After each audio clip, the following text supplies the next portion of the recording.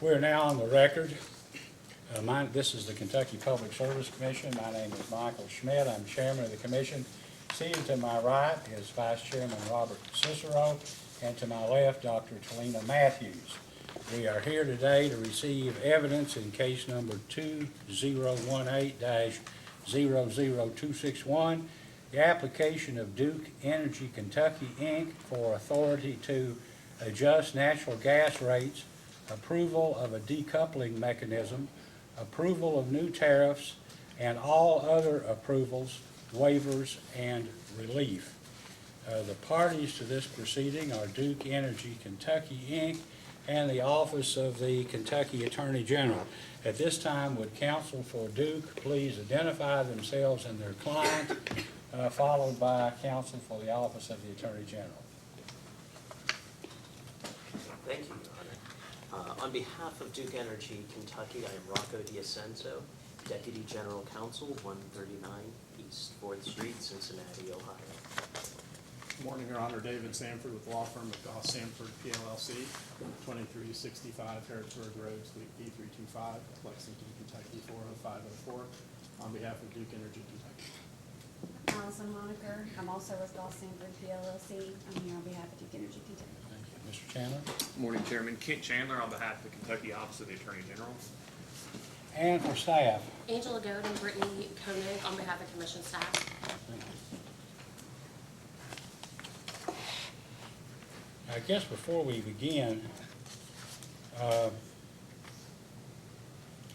understand that the parties have reached a tentative settlement agreement or an agreement that they wish the commission to consider. Is that correct? Yes, Your Honor.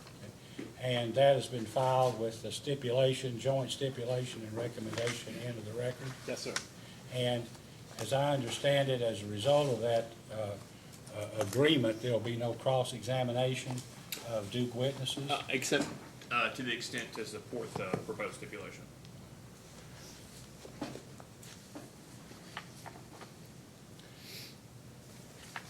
I checked the record late yesterday and find that the notice of this hearing was published in all of the necessary newspapers on January 23rd and 24th of 2019, and apparently was filed in the record under a letter from Mr. DeCenzo dated February the 4th.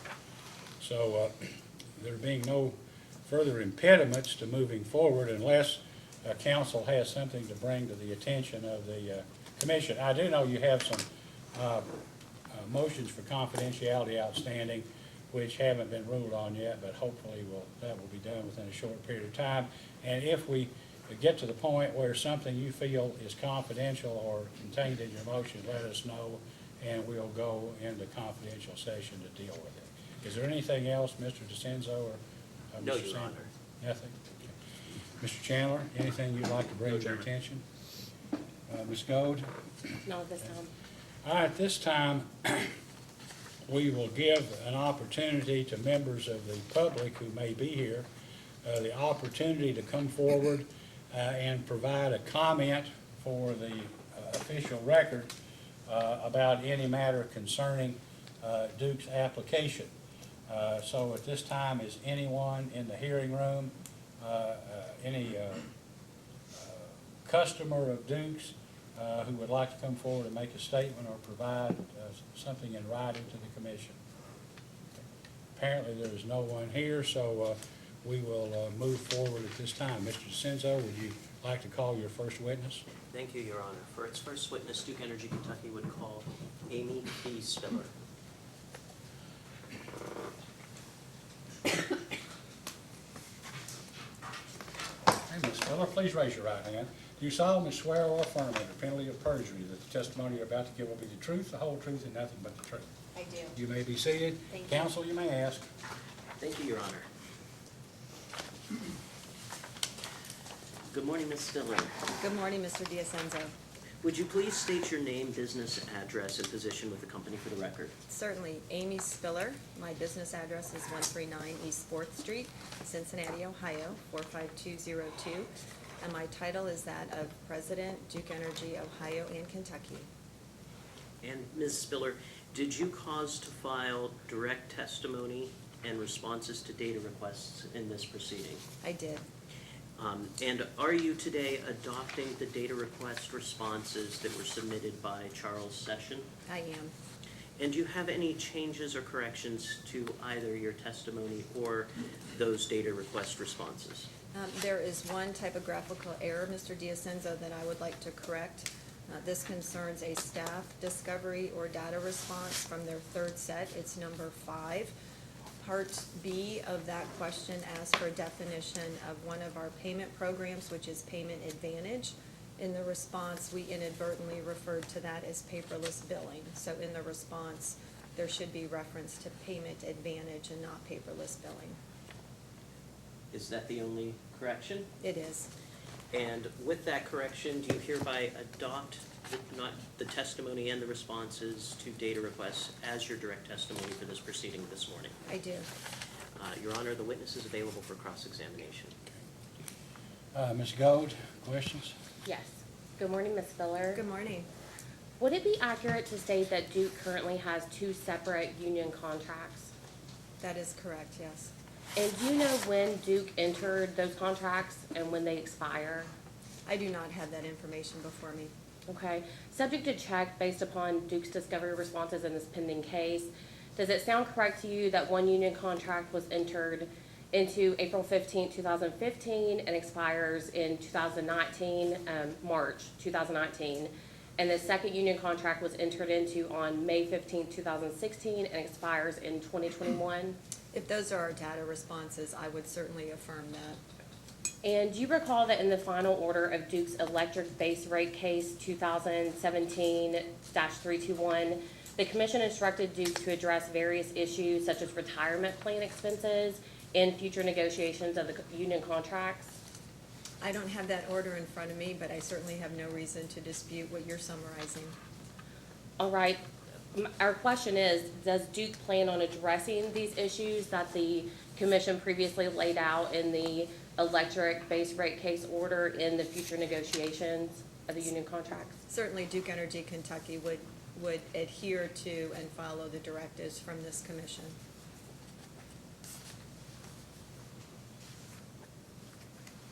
All right, pursuant to 807 KR 5022, section 3.4, each gas utility is required to conduct periodic tests of all meters in accordance with a specified schedule. And then under 807 KR 5006, section 4.4, each gas utility is required to file quarterly meter test reports with the commission.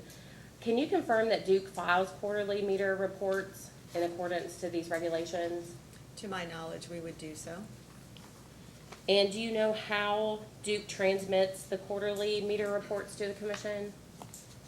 Are you asking whether we would submit those electronically or via hard copy? Yes. That I don't know. I think where we can, our preference is to use the electronic service. Okay, do you know, is there a witness here today that could answer more specifically or definitively?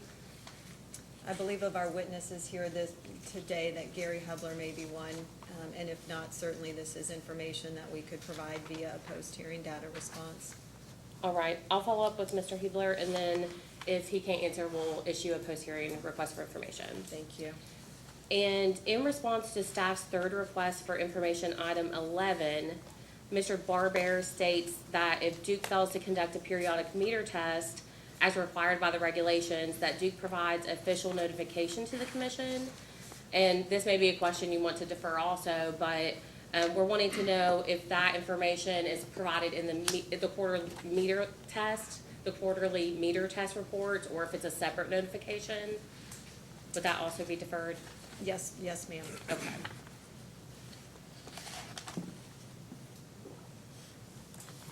I have no further questions at this time. Thank you. Mr. Cicero, questions? Morning. Good morning, Mr. Vice Chairman. So following up on the pension questions, I noticed in the stipulation that you indicate that you and the Attorney General came to an agreement that you would reduce those costs associated with the, what I call the double dipping of pension plans, and take those amounts out of the request, your rate request. Is that correct? We did make modifications and reductions in respect of retiree benefits, yes, sir. And staff asked the question about the two union contracts. One expires in 2019, the other one in 2021. And I know in the electric contract, or in the electric rate case last year, we talked about not having this duplication of benefits where they overlap, participating in one plan and another plan. And so this new expiration, or this contract that's going to expire in April, are you currently in negotiations right now with your? That, sir, I'm not aware of. Our labor relations team would be the ones to negotiate those contracts with the union. Well, I note that the contract expires in April, but it can continue from year to year thereafter unless changed by the parties. And I'm reading this out of the labor agreement. So I know from reading this that it's kind of an evergreen agreement where both parties are satisfied, it just continues to roll forward. And based on that, I just would like some assurance from Duke that based on the Commission's directive regarding a negotiation with a union that eliminates that overlapping of plans, that Duke intends on at least addressing this with the union and not just letting this contract continue to roll forward. I'm not asking for your contract negotiation, only that Duke will take a look at this and not let this roll forward without making an attempt to at least evaluate what the options are. And sir, to the extent you're asking for a confirmation that we will do that which you just proposed, we will certainly ensure that our labor relations management team is aware of this commission's directives and will adhere to those. Okay. I don't have any other questions. Commissioner Matthews, questions? I don't have any, thank you. Ms. Spiller, in looking over the proposed settlement agreement, I noticed that with respect to the customer charge, there was only an increase in that charge of 50 cents per customer. Is that correct? Yes, sir.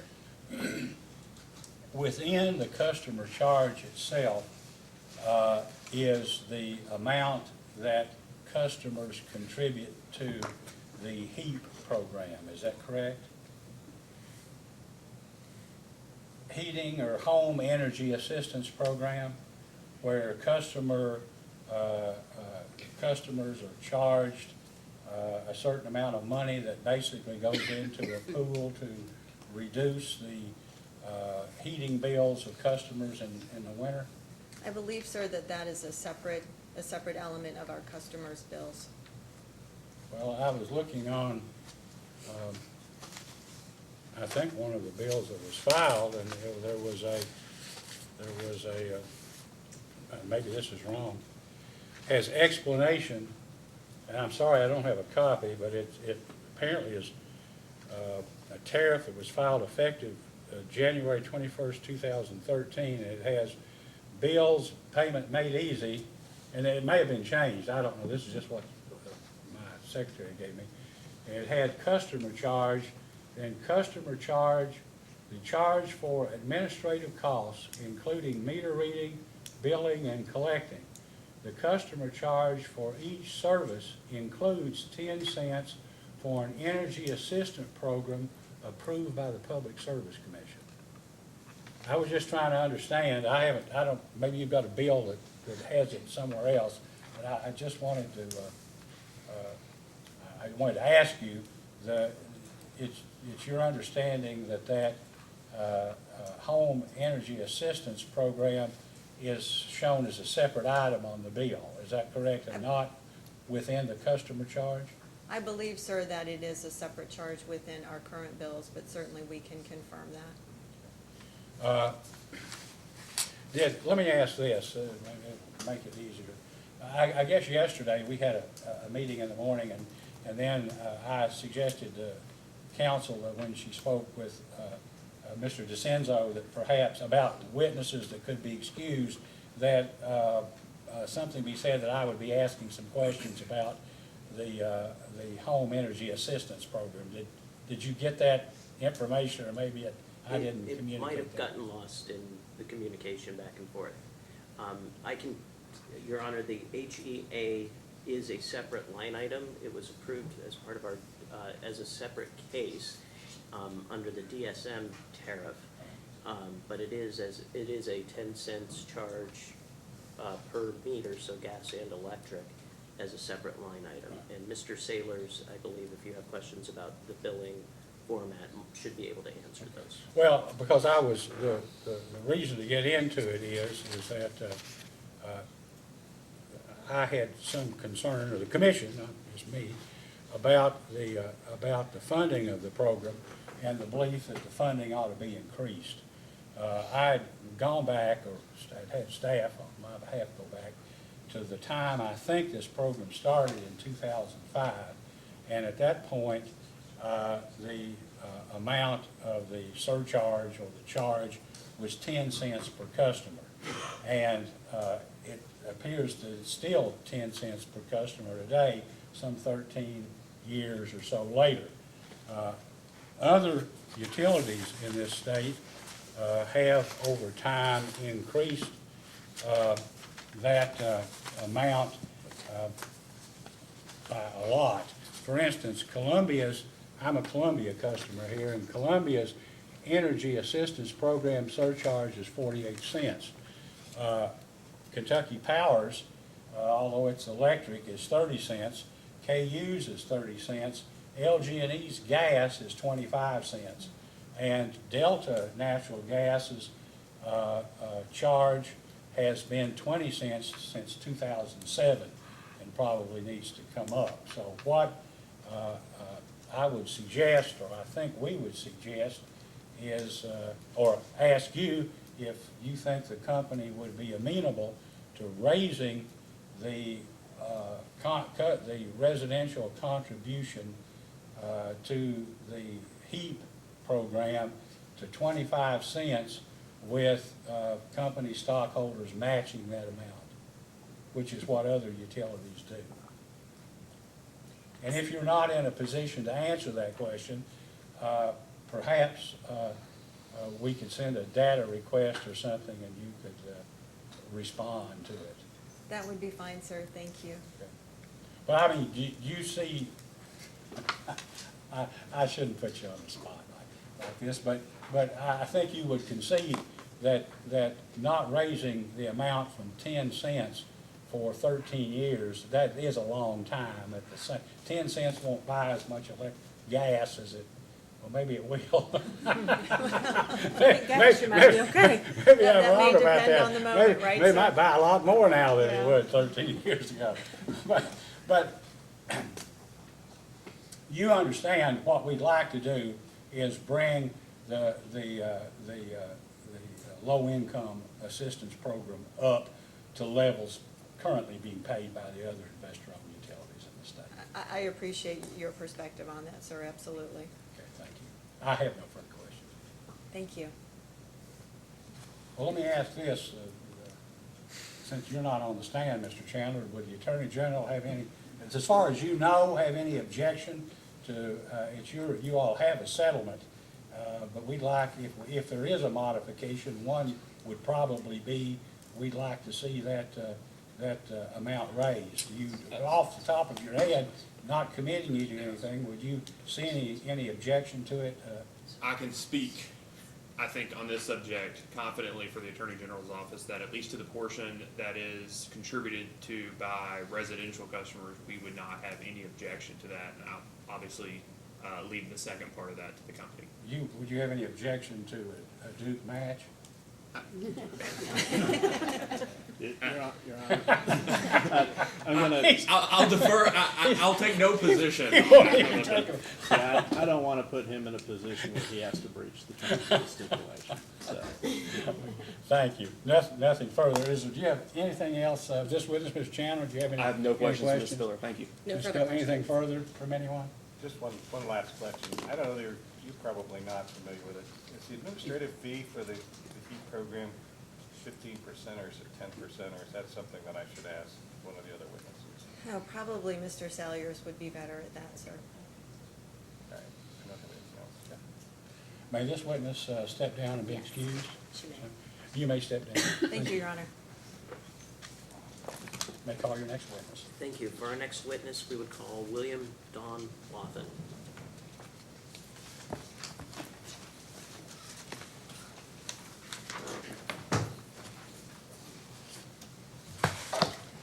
Please raise your right hand, Mr. Watson. Do you solemnly swear or affirm under penalty of perjury that the testimony you're about to give will be the truth, the whole truth, and nothing but the truth? I do. Thank you. Please be seated. Counsel, you may ask. Thank you, Your Honor. Mr. Wathen, would you please state your name, address, and position with the company for the record? My name is William, is this on? Not staying on. William Don Wathen Jr. My business address is 139 East 4th Street, Cincinnati, Ohio. My position is Director of Rates and Regulatory Strategy for Duke Energy Ohio and Kentucky. And Mr. Wathen, did you cause to file direct testimony, supplemental testimony in support of the stipulation, as well as responses to data requests I in this did. proceeding? I did. And do you have any changes or corrections? I have a change to my direct testimony to basically account for the fact that the commission issued an order which makes part of it moot.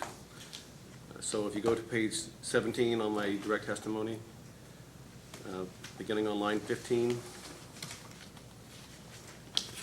all the way through line 6 on the next page, it all has to do with our calculation of the tax deferral for the 1/118 to 3/31/19 FIT change, and that was addressed by the commission in its order in 2018 0036. So that's moot. I would strike it. On page 19, line 10, strike the WDW3, and then delete the entirety of attachment WDW3. That's all. With those changes, Mr. Wathen, do you hereby adopt those responses to data requests as well as your testimonies for this morning's hearing? I do. Thank you, Your Honor. The witness is available for cross-examination. Good morning, Mr. Wathen. Can you please refer to Duke's response to staff's second request for information, item 7, attachment 1?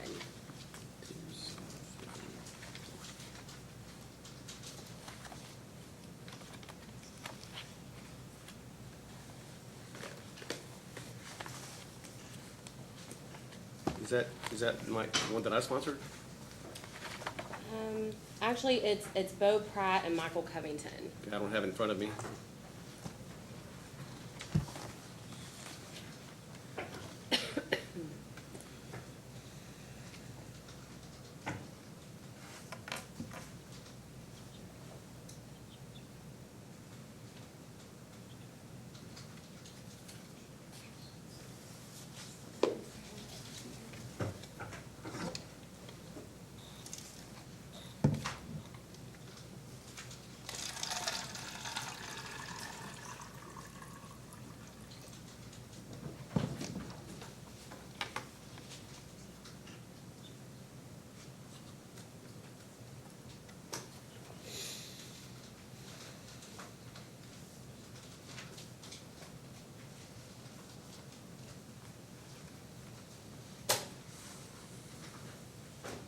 Your Honor, may I please approach? Yes, you may.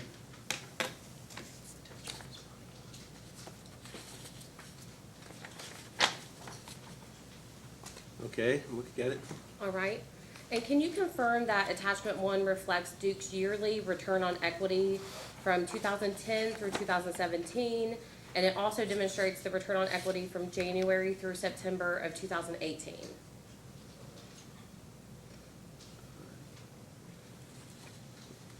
I didn't prepare this. I'm just, based on what I can tell, it looks like an unadjusted ROE for those years. And then the monthly is a rolling 12-month average. Is there someone else here that you would want to defer it to, or are you comfortable proceeding with this line of questioning? I can ask, if you have questions, I'll see what I can answer. Okay.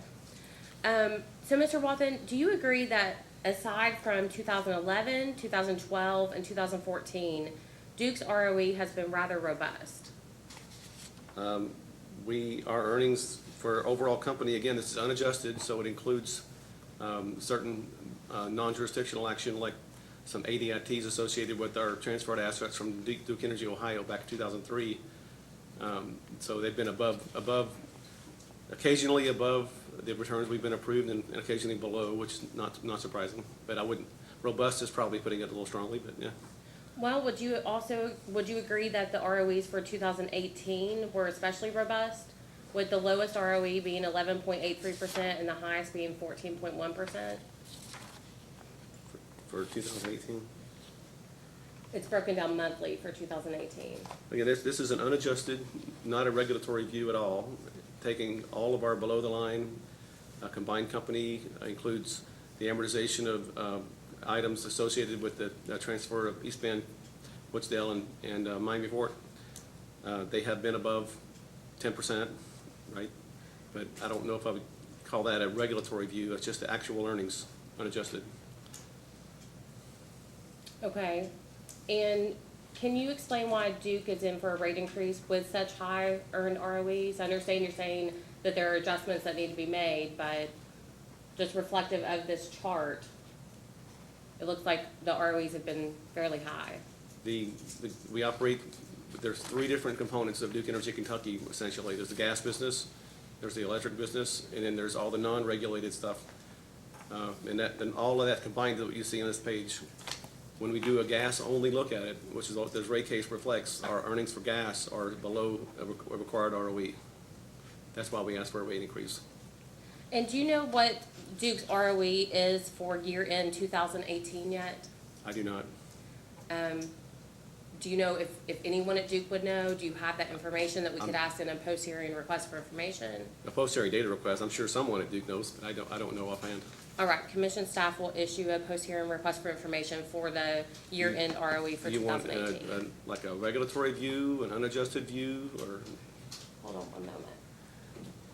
A regulatory view.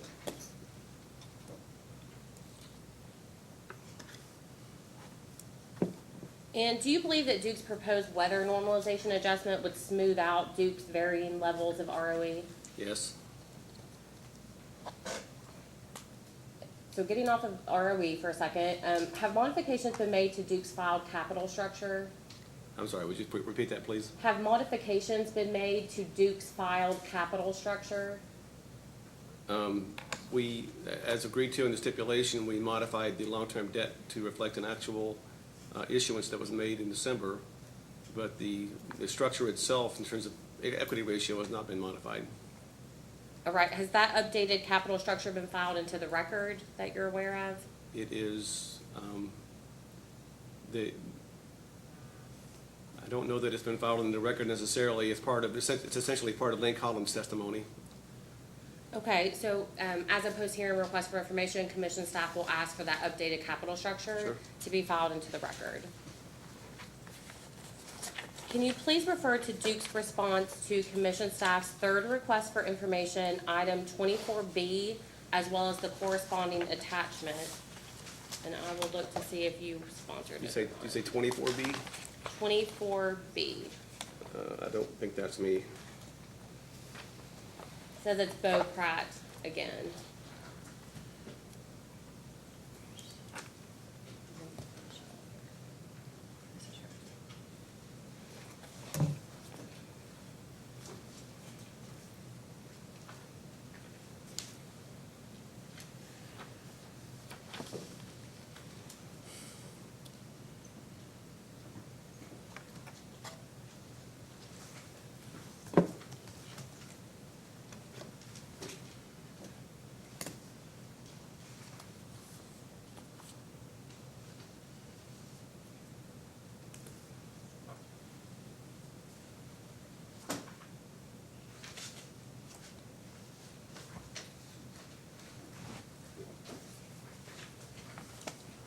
May I approach this?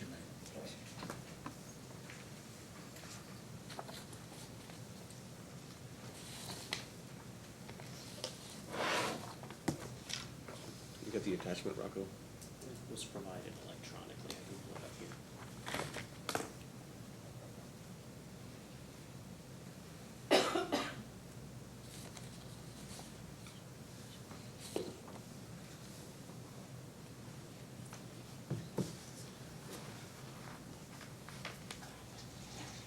We actually have one extra copy if the witness would like to view that, if you can't.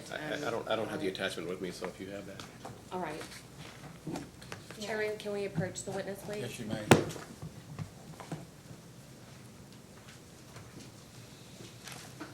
Thank you.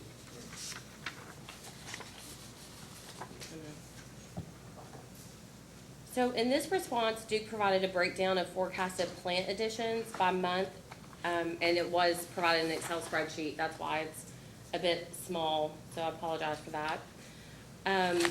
The months of June 2018 through December 2018 are now historical in nature. Could you provide an update as to the status of these reference projects? As opposed to your data request, I'm sure we can. Is there anyone here to defer that question to, or it needs to be a post-hearing Gary request? Hebler might be able to tell you some details about the projects, but if you want actual dollar amounts, I'm sure we'll have to do a post-hearing data request. Okay. The commission staff will issue a post-hearing request for information on this question.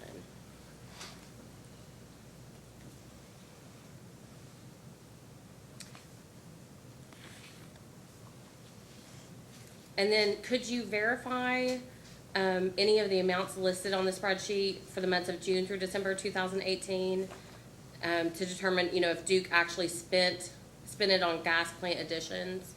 Or would that be another post-hearing request? Yeah, I can't. I didn't put this together.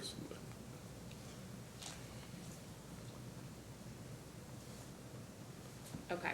The rest of this line of questioning, we will, commission staff will just issue through a post-hearing request for information.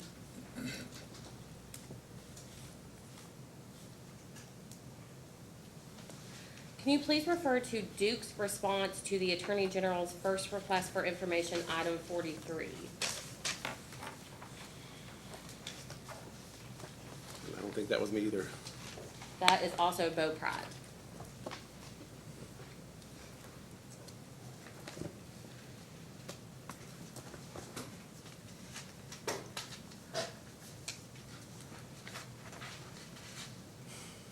May I approach, Your Honor? Yes, you may.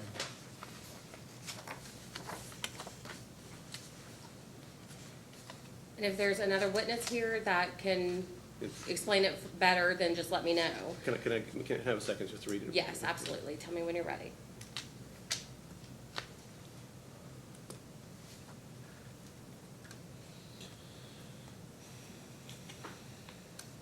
Okay. Can you please explain why Duke did not forecast revenue for the no-notice interstate transportation rates? I think we answered a response to the staff's fifth set of data requests and explained that it was just an oversight. We included it in the settlement at an amount that Lane Collin recommended. It was actually more than our 18 actuals, but I think we added $600,000 of revenue to our base amount. Okay, so just to confirm, Duke does consider the no-notice interstate transportation revenues material to any revenue requirement going forward? Yes. It was just an oversight. All right, and then are there any regulatory assets or riders such as the demand side management that earn a full weighted average cost of capital for carrying charges or for capital investment, to your knowledge? For gas, Yes. I'm not aware of any that get the weighted average cost of capital return. Right now, I'm not aware of any that get any return that exists today. So. Okay. Would we need to issue a request for information on that for you to verify, or are you fairly certain? I'm fairly certain. Yeah.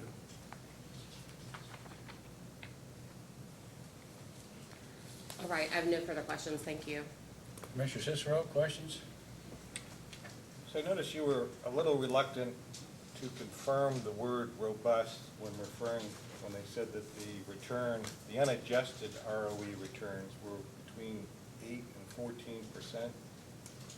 And I would think 14% is just an observation. 14% is fairly robust, whether it's adjusted or unadjusted. But you made a comment in that discussion that you came in for a rate increase because gas was below the required ROE. What is the required ROE? Well, we believed an ROE of 9.9% was reasonable. That was our return on equity witnesses' proposed ROE. We were substantially below that because our ROE was in the very low single digits for the forecasted test period. But you're saying required being Duke's internal requirement? Well, required may be a poor choice of words. So it would be their proposed ROE in the case. I mean, they're a reasonable return. Yeah, I mean, I'm just clarifying that there's no requirement, that you're just saying that you're not reaching the opportunity you've been provided to earn an ROE. There's no, I mean, obviously, any settlement or anything else doesn't have a required ROE. No, It's that's always correct. an opportunity. That's correct. I don't have anything else. Mr. Matthews? I don't have it. I have no questions. Mr. Chandler? Couple. Thank you, Chairman. Good morning. Do you remember being asked questions about the capital structure of this case, whether it's been updated? Yes. Okay, so is it your understanding that the proposed stipulation modifies the capital structure or modifies the overall ROR as applied to the capital structure? I think I said it, but the capital structure, I do not believe changed. It was the ROR that changed because the debt rate changed because of the actual issuance we had in December. And so there was an update of the 4+% long-term debt rate applied, though, you think, to the same percentage of overall debt as a factor of the capital structure? Right. I believe the long-term debt rate we asked for was 4.398, and we ended up with 4.36 as a result of that issuance, and no change to the equity ratio and debt ratio. And although, and so there was an update to that long-term debt, and there was also the stipulation will reflect a lower ROE than as proposed by the company, correct? That's correct. At 9.7%. That's correct. So it doesn't necessarily, the stipulation doesn't necessarily change the, we'll just call it the mix of equity and capital. It changes the actual rates that are applied to them. That's correct. That's all the questions I have, Chairman. Mr. DeCenzo, any questions? No Anything questions. further from anyone? May this witness be excused? Yes. You may step down, sir. Thank you.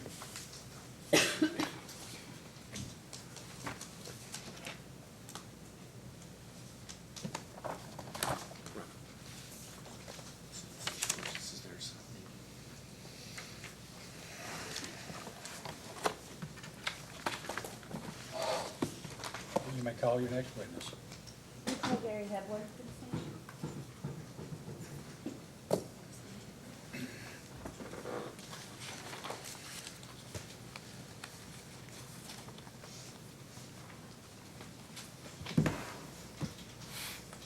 Please raise your right hand. Do you solemnly swear or affirm under penalty of perjury that the testimony you're about to give will be the truth, the whole truth, and nothing but the truth? I do. Thank you. Please be seated. Mr. DeCenzo, I'm going to ask for Ms. Honor. Good morning. Good morning. Can you state your name, your title, and your business address for the record, please? Yes, it's Gary Joseph Hebler, Vice President of Gas Operations, 139 East 4th Street, Cincinnati, Ohio. And are you the same Gary Hebler that filed direct testimony, rebuttal testimony, and responses to daily requests in this proceeding? I am. And do you have any corrections to make to any of those documents? I do not. If I were to ask you those same questions today, would your answers be the same? Yes. And do you wish to incorporate those items into the record of this proceeding today? Yes. The witness is available for cross. Ms. Gold, questions? Good morning, Mr. Hebler. Good morning. I'm going to first go back to the questions that Ms. Spiller deferred to you. Were you in the room when I asked her about the meter testing notifications? I was. Okay. And so can you confirm that Duke files quarterly meter reports in accordance to the Kentucky regulations that I cited? I'm aware of the regulations, but I think probably the best way to handle this is to ask for a post-hearing interrogatory. Tyler Barbary is our expert, and he's not here today. Okay, so commission staff will issue post-hearing requests for information on all of the meter questions. All right. Can you please refer to the attachment to Duke's response to commission staff's second request for information, item 30?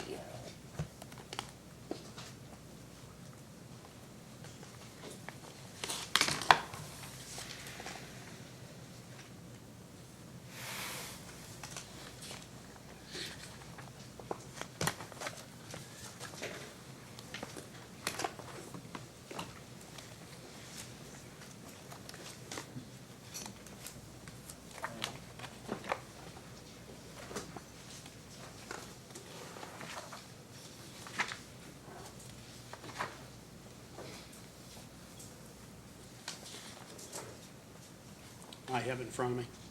You have it in front of you. Do you also have the attachment? I do. Okay. So in this response, Duke listed ongoing integrity management program initiatives, and you also discussed that in your testimony, and they list it here by project name, project description, and amount, correct? That's correct. And is it Duke's stance that although these items were not initially included in the forecasted test period, that these items will recur annually? So per our settlement, they'll recur annually, but as we look at them, per our settlement, we would probably extend these over a longer period of time. Can you expound on that a bit? Sure. We would prioritize within the risk that are on here. Just take, say, the records. And what we would do is reduce what was being done on an annual basis and extend it over a longer period of time. Okay, and then a few of the items on this list do not have project descriptions. So if you look a little less than halfway down the page, you'll see HPDM Midwest Maine's third-party contractor. And it has no description, but it has an amount of $337,500 next to it. Can you explain what that is? That ties into the one that's right above it. It has to do with the GIS and the documentation scanning. We would just use a third-party contractor to help out with that. And that is a yearly recurring expense? That's correct, but again, with the stipulation, we'd probably spread that out over a longer period of time. Okay, and then if you look a bit further down the page, you'll find, I believe it's untonnable corrective maintenance or on mains and untonnable corrective maintenance on services, but neither have descriptions, and they both have the amounts of $37,500 and $200,000 respectively. Can you explain what these programs are? Sure, that would be put a program in place that would go out in a proactive manner and try to locate untonnable mains and services due to whether a tracer wire was broke or deteriorated, or some other mechanism that we can't trace a facility. And can you please elaborate on how Duke's proposed integrity management program initiatives will benefit the customers? So as part of our safety and reliability, the integrity management programs are set up to be proactive, enhanced safety programs. And so as we go down and implement both our distribution integrity management and transmission integrity management, we'll be able to provide the customer even more safe facilities so we can deliver our gas and more reliable. Okay. Now I would like you to refer to Duke's response to Commission staff's fifth request for information, item 2.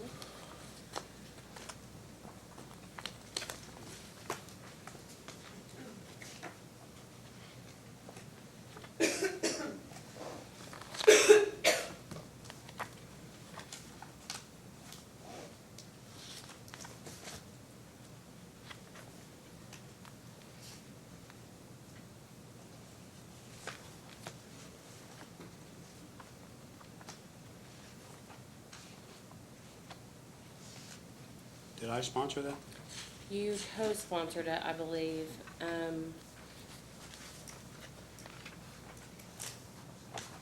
Yes, you co-sponsored it. I believe Mr., is it Giamo? He's not here to answer for Part A, but you co-sponsored the full request. May I approach? Yes, you may. Thank you.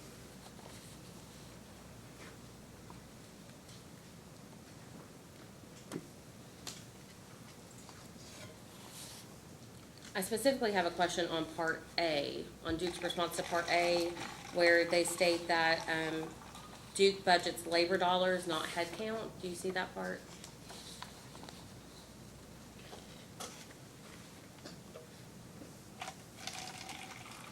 Yes. Okay, and so for the record, can you provide the total number of Duke Kentucky employees for the base period and the forecasted test period? Or would that need to be a post-hearing request? That'd be a post-hearing request. Okay. will we be able to get a different answer than the one in the fifth, data request that we issued where it says the company budgets labor dollars, not head count? Will we be able to get a specific number? We can give you a specific number at this time of employees, but the way the budgets are developed is just what the statement said. I'm sorry, what was the last part? The way the budgets are developed is just how it's stated. Okay, so commission staff will issue a more specific post-hearing request for information for the total head count. And can you confirm that the total reduction of meter reading employees is 26?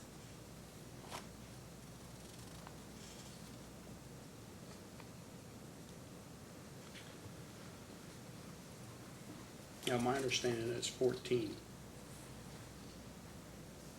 Just one moment, please.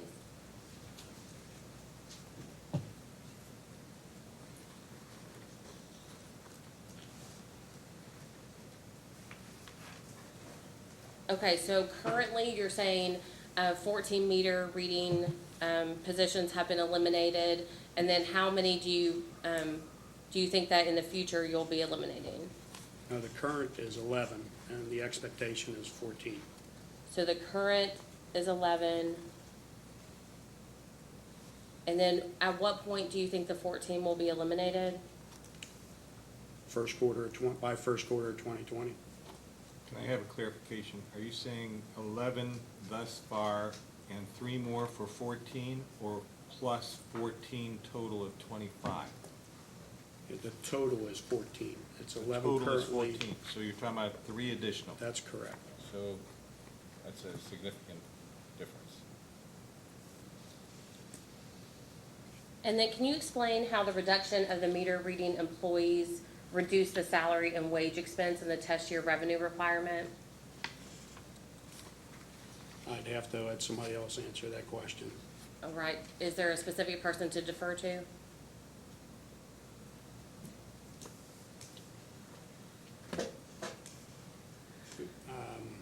Don Wathen would probably be the person I would have answered that question.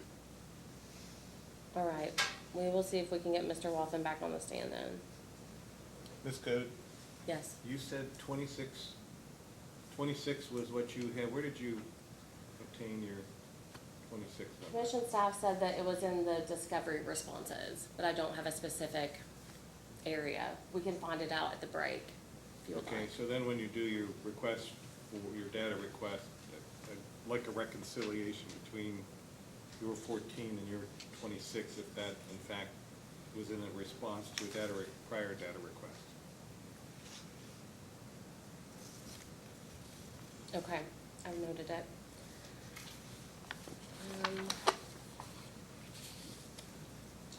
All right, the rest I'll defer to Mr. Wathen. Thank you, I have no further questions. Commissioner Cicero? I don't have any questions. Commissioner Matthews? I have no questions. Mr. Chandler? I think I do have one, Chairman. Thank you.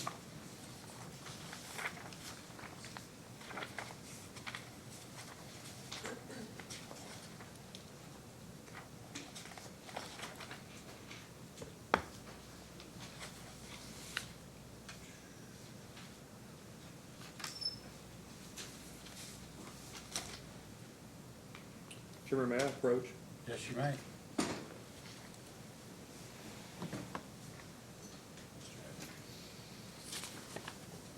Mr. Hebler or Mr. Hebler?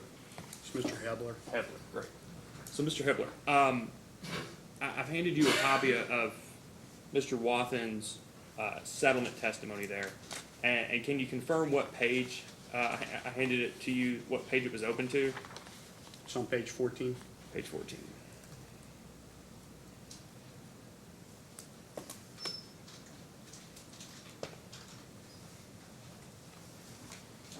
And would you agree that the question that Mr. Wathen has asked there is regarding the integrity management expense that you were discussing earlier?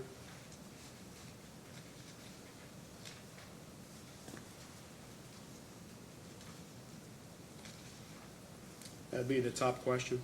Okay. And so, Mr. Wathen was asked, does the reduction in integrity management expense agreed upon in the settlement mean the company is not going to perform necessary integrity management work? Do you see that question? I do. And do you see that Mr. Wathen answers no, not at all? That's correct. And you're the subject matter expert on the integrity management, correct? Correct. And would you agree with Mr. Wathen's response? Yes. And so earlier you were discussing sort of spreading those costs out over a longer period. So when Mr. Wathen there explains in the second sentence that the company intends to implement each of these programs, albeit in a more measured approach in terms of timing of implementation to manage the costs consistent with the stipulation, is that what you were discussing earlier? That's correct. And so your testimony is consistent with Mr. Wathen's? Yes. That's all the questions I have, Chairman. Senator, questions? Nothing. Any other questions? No further questions. May this witness excuse? Yes. You may step down. Thank you. May I approach the retrieve my.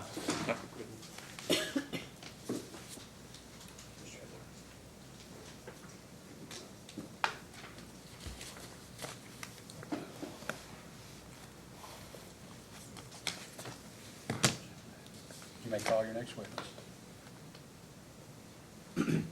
Your Honor, we call Mr. Zolkowski.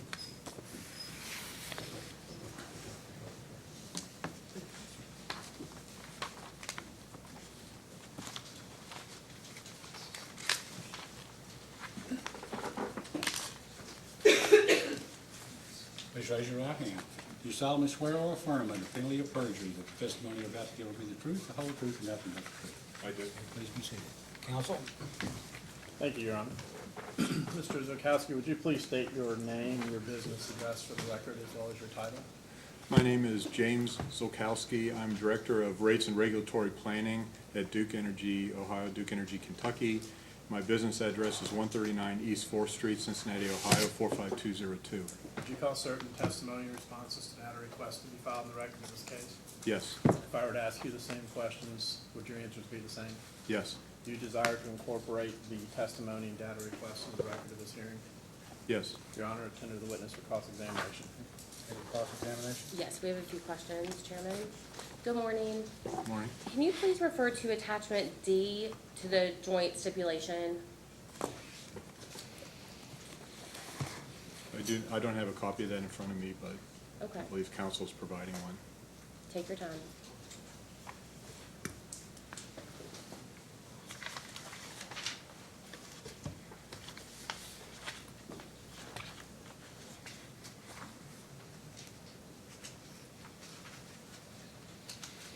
May I approach, Your Honor? May I Yes, approach? you may.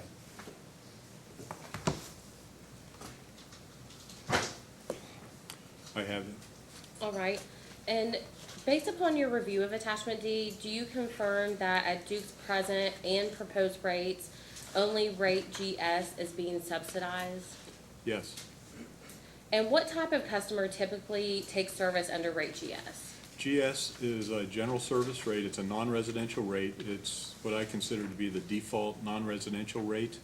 So there can be small businesses using it. There can be pretty large businesses. But the one thing they all have in common is under rate GS, all of those business customers buy their gas through Duke Energy Kentucky's gas cost adjustment, as compared with the firm transportation or the interruptible transportation rates, which are, the term transportation means they buy their gas from a third party.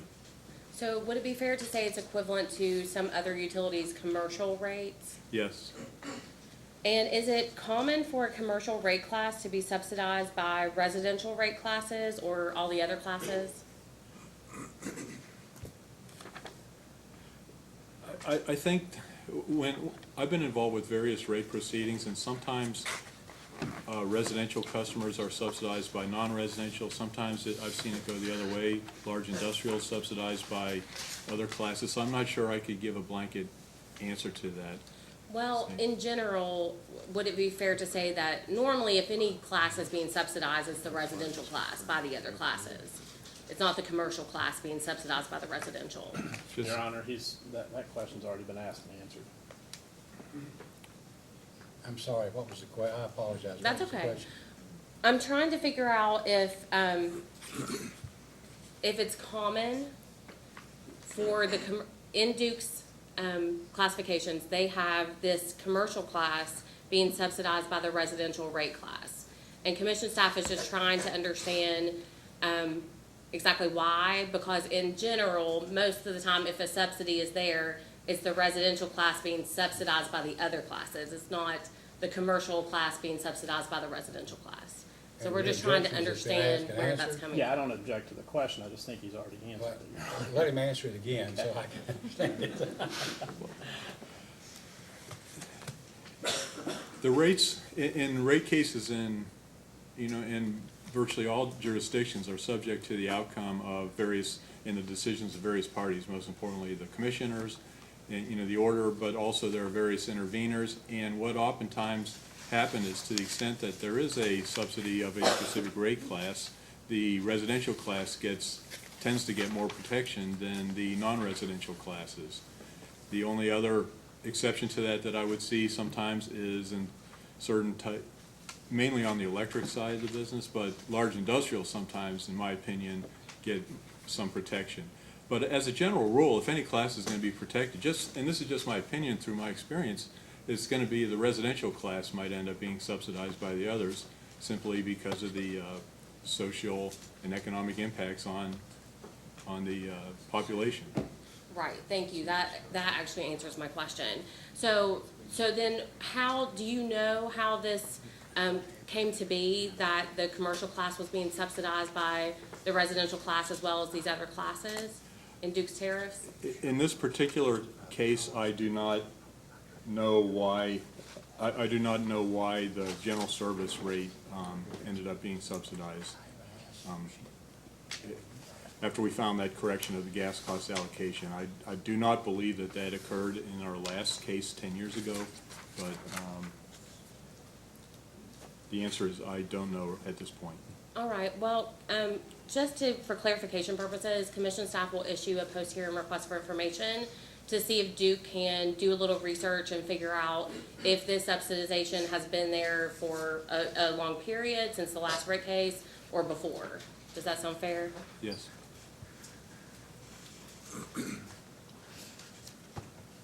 And can you confirm that the rate design proposed by the stipulation reduces the subsidy to rate GS by only 15%? That's correct. And how would you propose to structure the rate design if Duke were to increase the revenue required by rate GS so that the rate of return at proposed rates was 4.5%? Could you repeat that? I didn't Yes. quite understand it. So commission staff would like to know how you would propose to structure the rate design if Duke were to increase the revenue required by rate GS so that the rate of return at proposed rates were to be 4.5%. And just to be specific, attachment D to the stipulation shows a rate of return at proposed rates currently of 4.446%.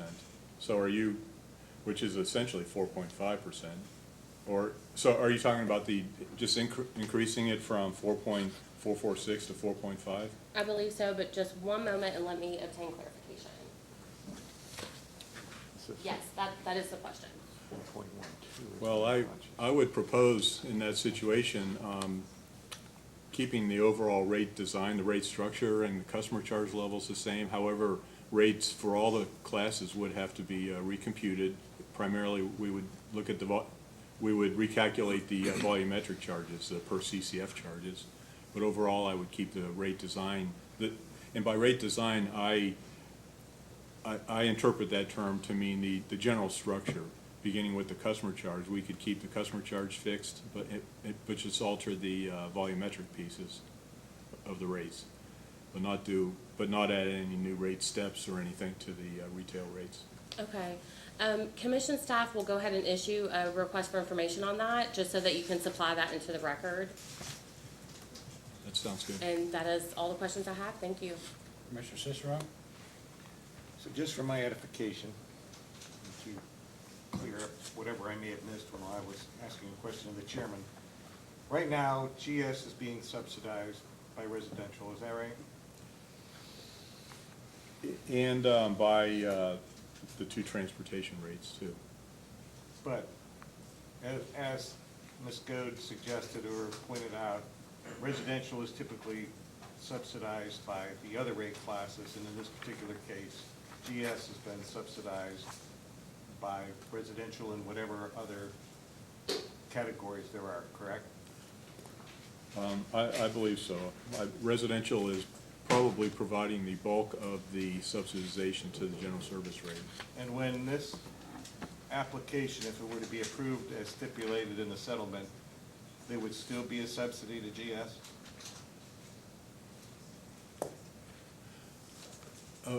Would you repeat that question, please? If everything was to be accepted the way it's been proposed in the settlement agreement between Duke and the intervener, that there would still be, regardless with this new rate structure, there would still be a subsidy to GS. Well, attachment D here, which is the proposed settlement, does show a subsidy of rate GS by the other three classes. So that would continue absent some agreed upon change to the rate, overall rate allocation between the rates, revenue allocation between the rates. So my understanding is that there's a general trend towards a cost of service analysis where rates actually reflect what the cost of service is. And the commission has been agreeing to rate increases over a period of time to the residential class and taking the subsidies off of the other classes so that there's parity and a true cost of service rate and revenue requirement are matched. But in this case, that approach didn't happen, or I'm trying to understand why there's still a subsidy in the GS class. The reason we, in our initial filing and in the settlement, the reason we've chosen to just eliminate 15% of the subsidy is simply for the concept of gradualism, not to cause any one rate class a dramatic increase in rates, a big rate shock. And so that's the only reason. And then those numbers have been, agreed to in the stipulation by the parties. But the only reason for not eliminating 100% of the subsidy is simply gradualism. In this case, it would be gradualism as applied to the general service rate. So if I understand in the application, 15% of the subsidy in the name of gradualism was agreed to between the parties, which leaves still a subsidy of what percentage? 85%. So there's still substantial subsidy. Do you think that you went far enough with just the 15% in trying to eliminate the gradualism? Because I'm not unhappy that Duke hasn't been in here for several years for a rate increase, but based on that, I'm not sure at what point we would reach a parity in the cost of service and revenue matching, because if it's 15% now and we still have this huge disparity, at what point do we reach a level of where cost of service actually matches the category? If all we do is eliminate 15% of the subsidy in these rates, this issue will continue, and we'll be addressing it once again the next time Duke Energy Kentucky files a gas-based rate case. And if it's not resolved, then the situation will just continue and perpetuate. So,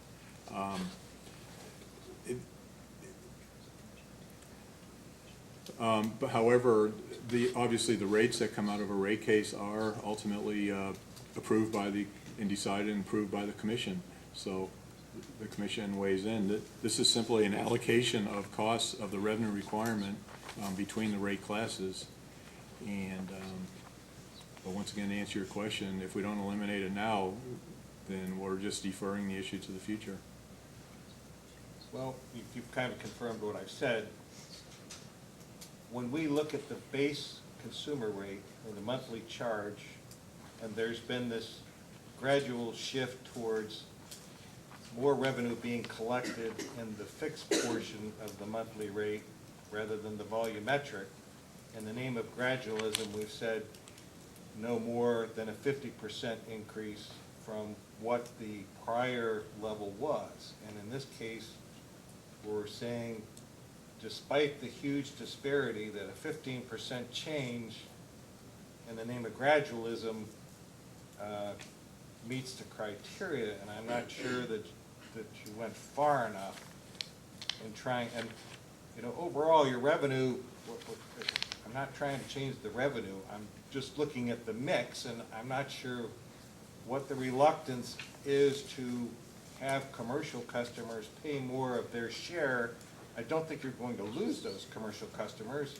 Obviously, it's an energy source that in most cases, if gas is being used, it's being used because it's probably the most effective for whatever the purpose is that gas is being used. So, I mean, I have a concern over the level of adjustment that you're making. And that's not really a question for you, but that's a concern that I have.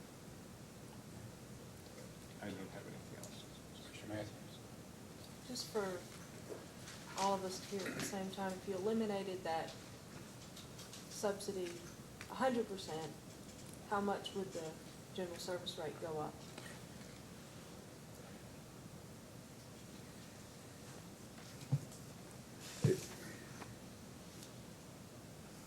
I don't know the answer to that right now.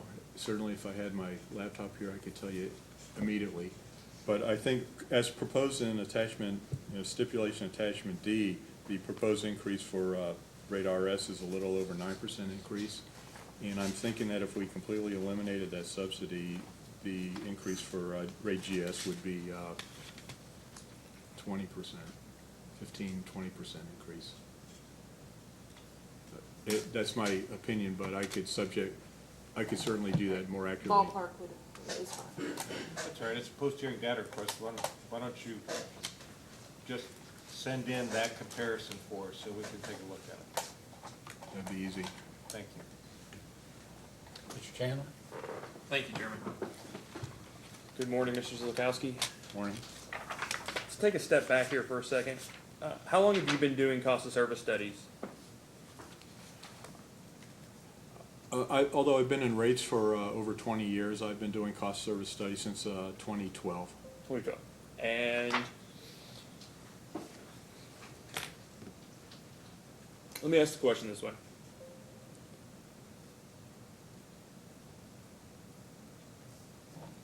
When we're talking about revenues applied to the outcome of a cost of service study, what part does subsidies or perceived subsidies, what part of those are driven by assumptions? Well, at a theoretical level, the entire cost of service study is, to a large extent, well, let me say it this way, there are many assumptions that have to go into a cost service study, and even the choice of a specific allocator for specific costs could be debated among various parties that are considered experts. And that even the various manuals, like NARUC manuals, will even state that. So there are many assumptions that come out of a cost service study. And so would you agree that as a general matter, in electric and gas cost of service studies, there are there can be general disagreements with, we'll call them nitpicky little allocators, but the primary one in electric is production costs, and the primary one in gas is capacity costs? Or how to allocate capacity costs? By capacity costs, you mean the distribution, the mains? That's correct. Yes. I would And agree with that's the main source of contention between experts, correct? that. I would agree with that. Okay. And so, how did you allocate those distribution mains? How did you allocate the capacity cost? On what method, I guess, is the best question. I think we use the average and excess method on that, which is partly average usage and partly peak. Okay. Contribution to peak. Is that the only reasonable method to use for that? Let me ask Albert Jolly a question. Have you ever used a different method? I have not used a different method Okay. than that. Would you agree that there are other reasonable methods to use for that? Certainly. In fact, various, one book that I've read lists about 3 different methods and gives the pros and cons of for each method. But generally, the average in excess is pretty well accepted for allocating the mains. So, did you produce the cost of service study in the 2017-321 Duke Electric rate case? Yes. And do you remember what percentage of the reduction of alleged purported subsidy you proposed to reduce in that case? It's 15%. And so is that fairly consistent with the cost of service studies and allocations of rate increases that you've done? Yes. Let me ask you about the, we'll call it an oversight or mistake. The reason, we'll say, the reason that you updated your cost of service study. What was the reason you updated it? Well, ever since last summer, in our initial as-filed cost of service study, the firm transportation large customer was getting should be receiving a large increase. They were apparently in our as-filed version, being heavily subsidized by the other classes. It turns out that the mistake was glaring, and it was easy, it was right in front of me, but gas commodity costs in our filing were being allocated to the firm transportation rate, just through one cell in the model. And firm transportation rate does not use our GCA. They buy their gas from a third party, just like interruptible transportation. So when I found that, zeroed it out, and that immediately reduced the increase to FT. However, it put a lot more gas costs onto RS and GS. And so that single change in that single allocation change significantly affected the outcome of the cost of service study. Yes.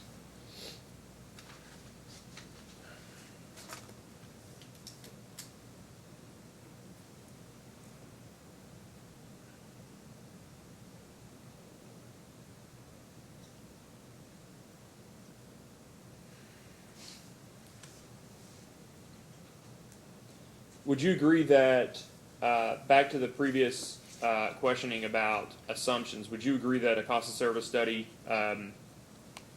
is just a snapshot of a single time period? Yes, definitely. And it takes, I guess, 2 things. It applies some sort of assumed usage against an assumed or a required revenue level, correct? Okay, so let's take a step back. I'll withdraw the question. So you take, how do you determine how much and how each of these customer classes are going to use for the purposes of conducting the cost of service study? By use, you mean how many MCFs? Right. We take a 12-month usage at a given point of time. Okay. And is that a historical or forecasted? In the cost of service, whereas the revenue requirement is forecasted in the cost of service study, we used a historical number. Historical. So it's an actual number. Yes. And then updated for any known changes, possibly in number of customers and things like that? In the cost service study, it was just the actuals.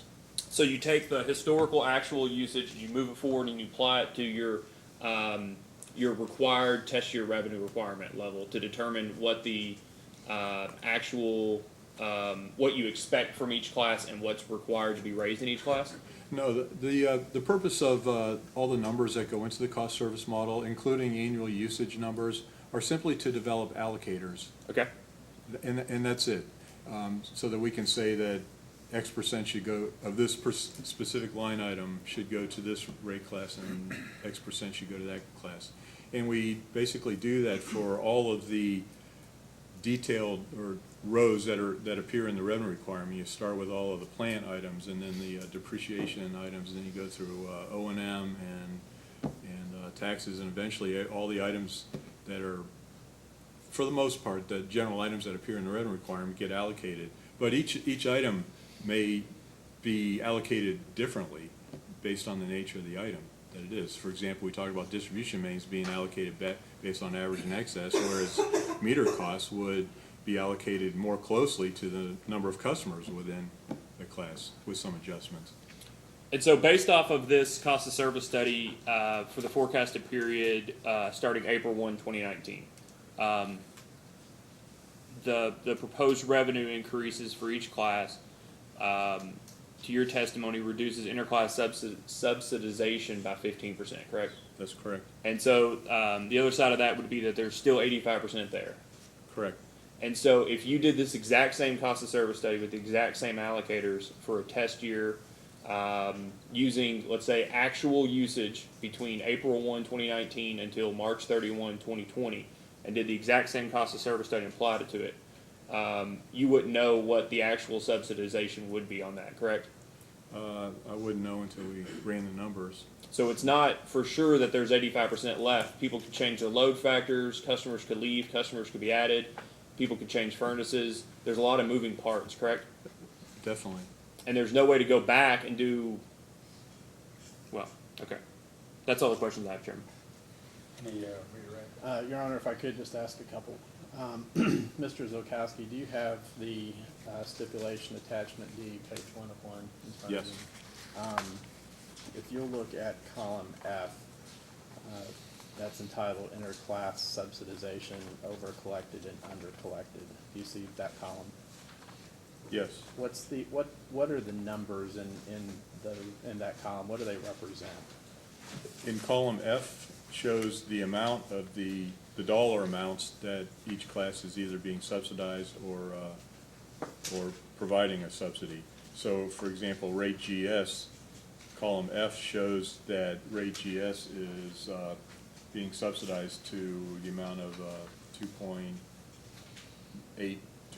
million. Okay, and so, I'm not a math major, so bear with me, but if we were to take the number for the rate RS, the rate FTL, and the rate IT, those are all over collections. Those three, the sum of those three numbers would equal the 2.8 million that's the subsidy for the rate GS.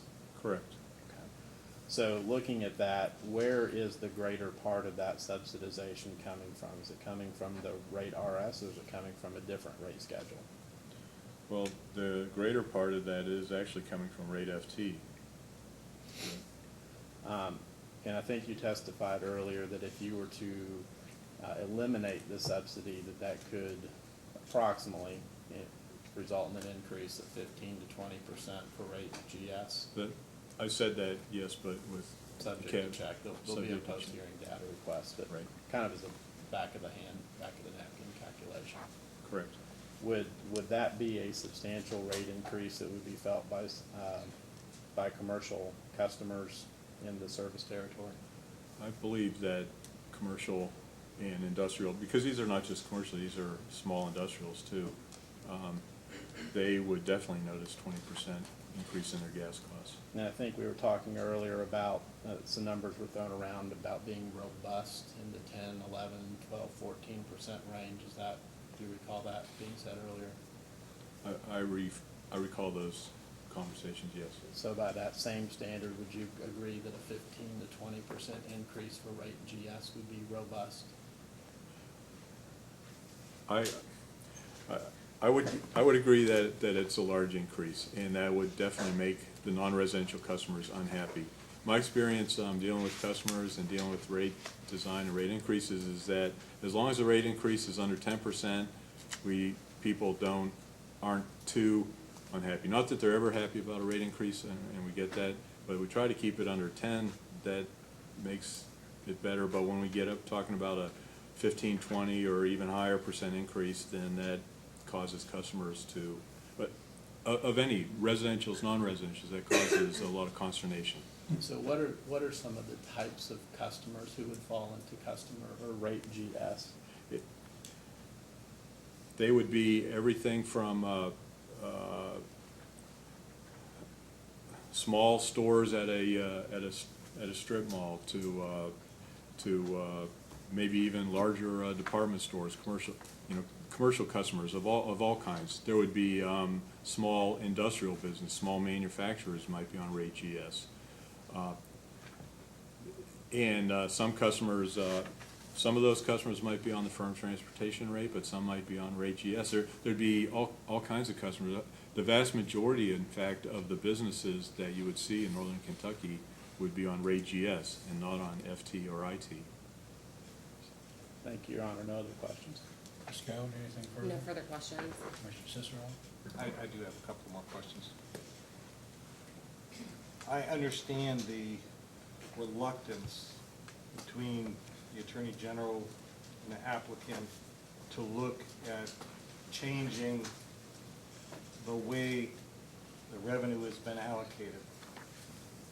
But at any given point, I believe you stated that the numbers could change, and that based on the application, you used the historical test period to develop the application or the allocation, which was applied to the revenue requirement, and that's how you went through and developed what the requirement was on a cost of service study, which is typical, if I understand the way a cost of service study is done. Is that right?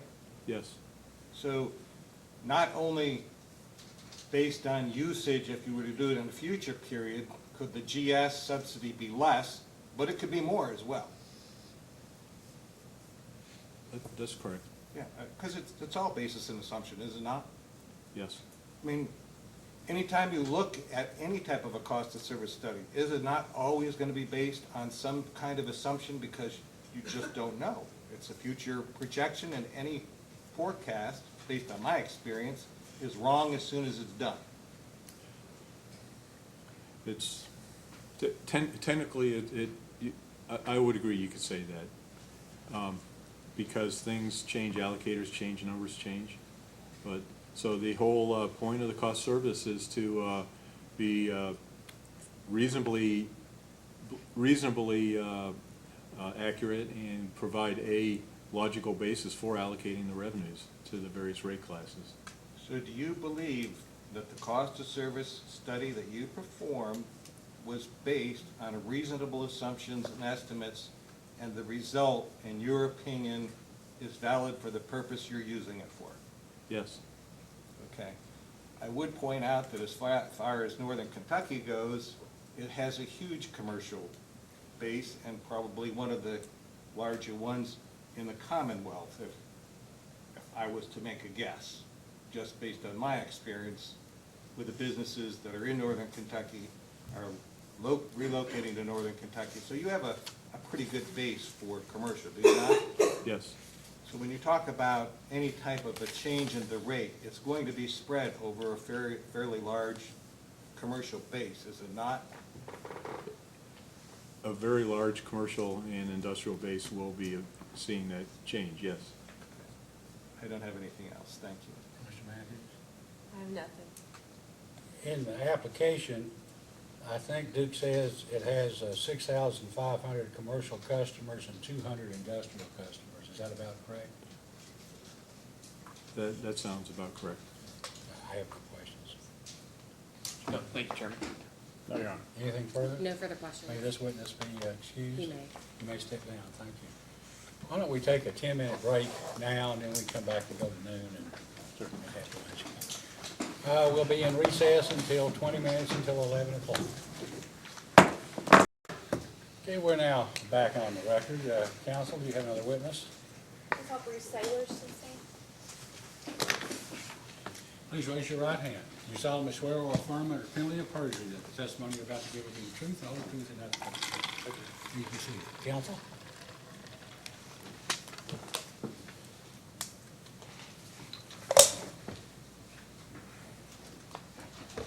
Good morning. Good morning. Can you please state your name, title, and your business address for the record, please? Bruce Sailors. I'm Pricing and Regulatory Solutions Manager, 139 East 4th Street, Cincinnati, Ohio, 45202. And are you the same Bruce Sailors that filed direct testimony, rebuttal testimony, and responses to data requests in this proceeding? I am. Do you have any corrections to make to any of those? No corrections. And if I were to ask you those same questions today, would your answers be the same? Yes. And is your desire and intent to incorporate those matters into this proceeding today? Yes, please. Witnesses available for call, sir. Ms. Gold, question? Good morning. Good morning. So commission staff would like to pass out a handout for reference. Do we have permission to approach the witness? Chairman, I'm sorry? do we have permission to approach the witness? Oh, yes, you may, yes.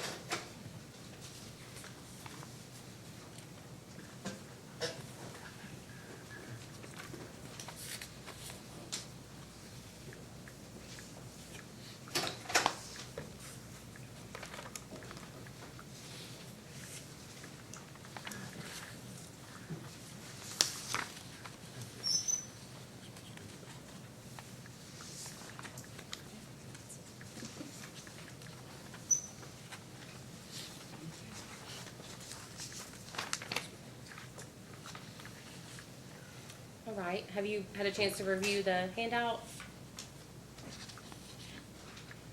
This is 3 pages of Duke's Gas tariffs that are on file right now with the commission. Is that correct? I see it's dated 2013. Yes, I assume that's correct. Have you seen these pages before? These exact pages, I am not certain. I believe we did include Appendix A in our filing. And each of these pages in the lower right-hand corner, can you confirm that it bears the commission's stamp with an effective date of January 21st, 2013? Yes. And will you agree, subject to check, that these pages were filed with the commission pursuant to a commission regulation, 807 KR 5006, section 7.3, which requires every utility to include its bill format in its tariff rules? Yes, subject to check, sure. And the first 2 pages appear to be copies of the format of an actual Duke bill for combination gas and electric customers. And the 3rd page consists of explanations and definitions. Is that correct?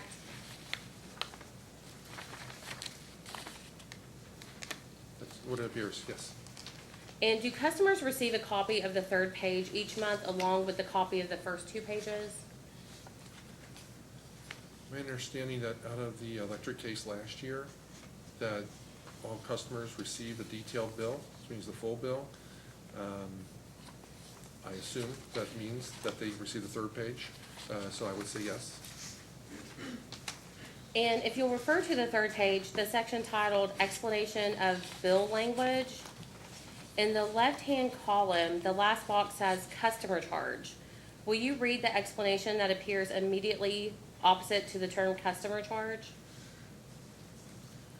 Charge for administrative costs, including meter reading, billing, and collecting. The customer charge for each service includes 10 cents for an energy assistance program approved by the Public Service Commission. So is the text of the 2nd sentence of this explanation correct?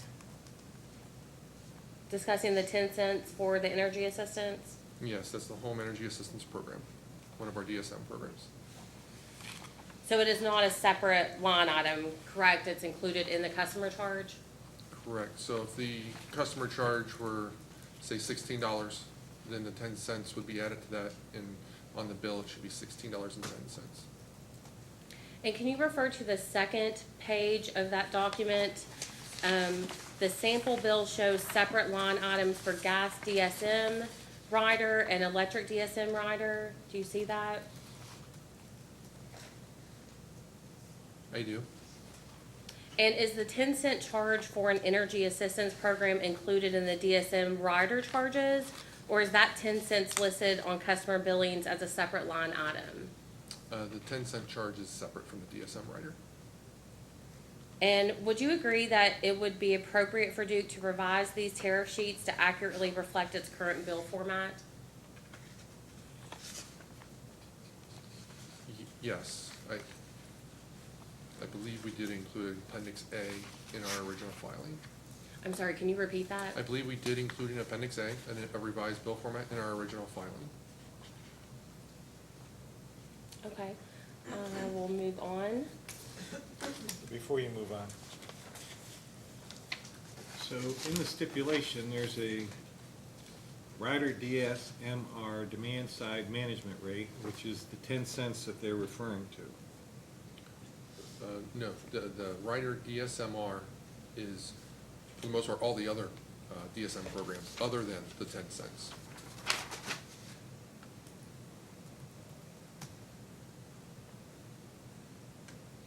The 10 cents is a fixed charge per meter.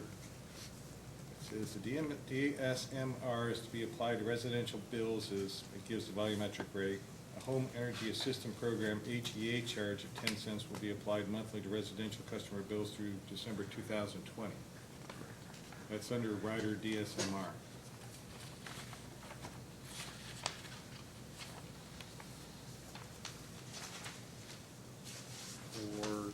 Well, I don't dispute what you're reading. The way it is applied, the DSMR charge in the rider does not include the 10 cent charge that is applied to the customer charge on the bill. It sounds like that language needs to be revised. I'm going to say there seems to be some confusion as to where the 10 cents is appearing, and if we can confirm whether the tariff and the way it shows on the bill are consistent, I think that's what we're trying. Okay. That's what we'd like to see. We can confirm that. I am fairly certain that the 10 cents shows up in the customer charge line item, and the DSMR charges for the rest of the DSM programs. But we certainly can confirm that. Yeah, I'm just reading it off the stipulation agreement with the attachments that were to it. Well, let me ask in the DSM charge or rider, would that include the winter care program? I think there's a winter care program that's different than the home energy assistance program. There used to be, from one way I can read it, there's a 2008 order. I don't know where it is. It basically talks about this HEAP at one point was a pilot program, and that it included customers who had an income of between 150 and 200% of the federal poverty level, and that for customers at 150% below of the federal poverty level, LIHEAP and the winter care program would cover those people. So I don't know, I was just asking, do you know at this point as to whether that 10 cents in the other the DSM rider covers winter care, or where winter care is in all of this? I am not certain, Your Honor. The winter care, I am not as familiar with the DSM programs as some other folks at Duke Energy might be. I think that might be a federal program. I'm not certain. Okay, all right, thank you. Ms. Gold? We do have one follow-up. So Duke's current customer charge is $16, correct?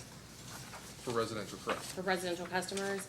And so do you know if on Duke's bill to the residential customers, if that customer charge is showing up as $16 or $16.10?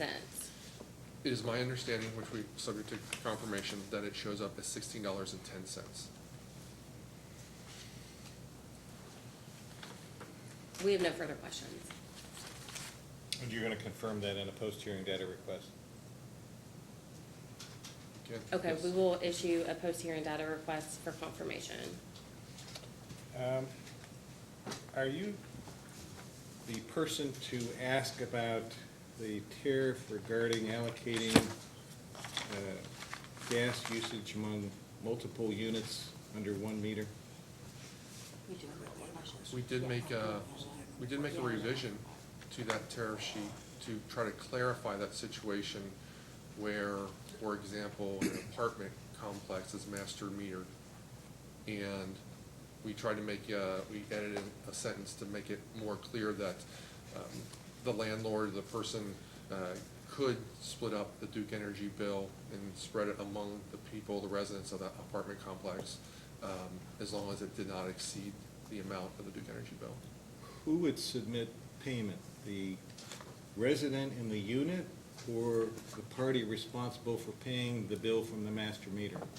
The party responsible for the master meter. So the only receipt that you would have is that payment from whoever's name the meter is in. Correct.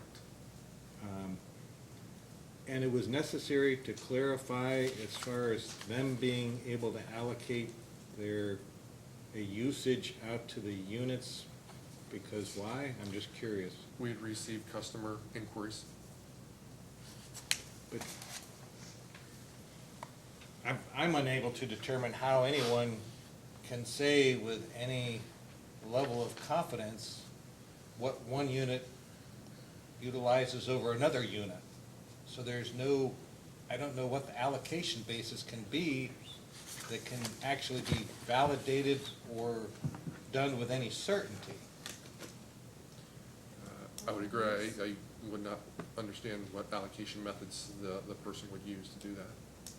And so by Duke putting it in the, I'm not sure why Duke is putting it in the tariff to clarify that. Isn't your concern that you're going to receive payment from the master meter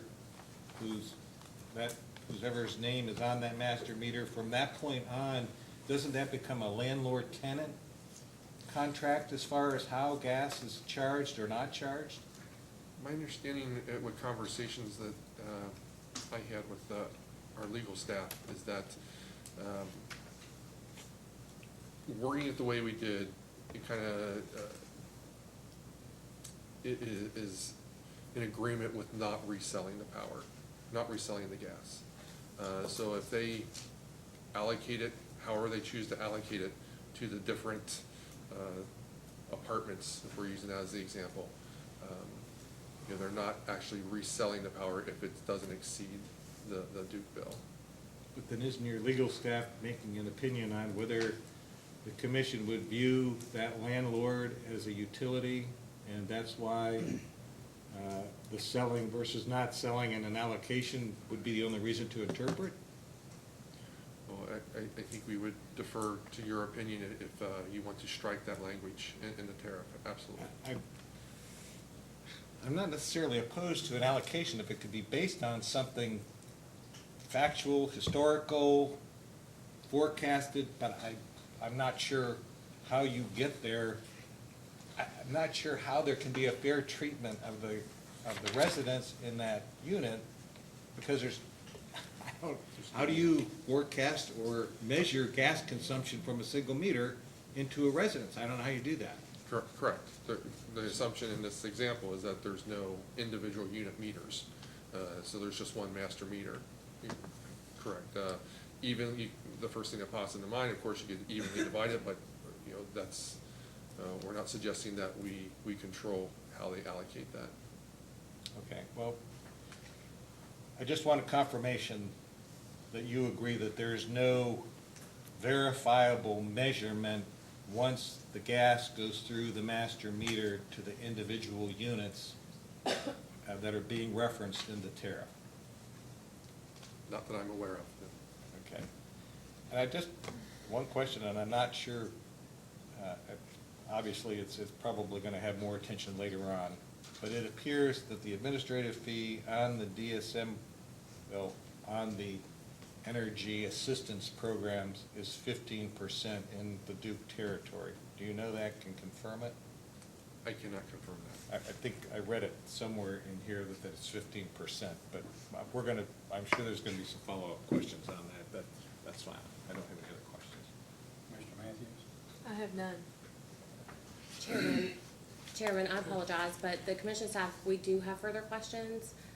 I just wanted to make sure that was on the record. We were finished with that handout, but we do have further questions in general. Okay, well, sorry, we jumped over the top again. It's okay. Well, then, Ms. Gold, then you may continue to ask. All right. Mr. Sadlers, in Duke's last electric rate case number 2017-321, Duke agreed to include information regarding the Pick Your Own Due Date program in its electric tariff. Do you recall that? I do recall that, yes. Would Duke Kentucky agree to include information regarding this program in its gas tariff?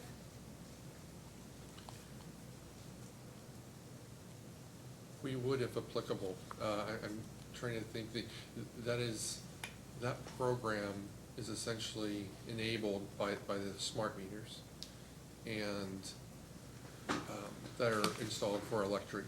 And I think for combination customers, they certainly, if they're a combination customers, they have gas, they could participate in that program.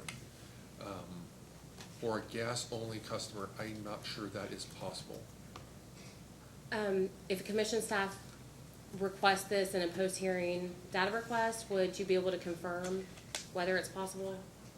Certainly. You know, they do have a adjusted due date program that can extend the due date, I believe 5 to 10 days, that I know for certain that they are eligible for, if they're a gas only customer. Okay, thank you. We will issue a post-hearing request for information on that. And can you please refer to Duke's response to commission staff's second request for information, item 6B?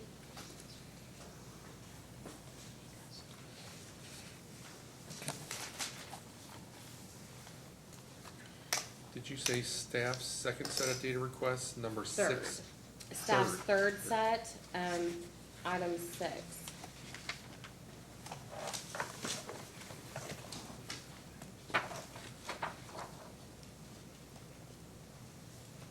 Yes, And I'm you- here, I'm there. Okay. Duke agreed to include the provisions of the adjusted due date program in its gas tariff. Would Duke agree to include the provisions of the adjusted due date program in its electric tariff also? Yes. And again, I say that hesitantly because I'm not sure why a customer with a smart meter wouldn't select the other program that they could specify their due date, but yes, certainly. Would it be helpful if commission staff issued a post-hearing request for information, so maybe you could research it a bit more to clarify it, or? Certainly. Okay. And can you refer to the joint stipulation attachment B?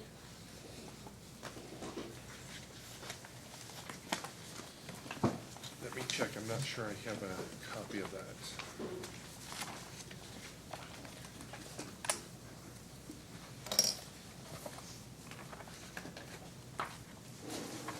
I do have a copy of that.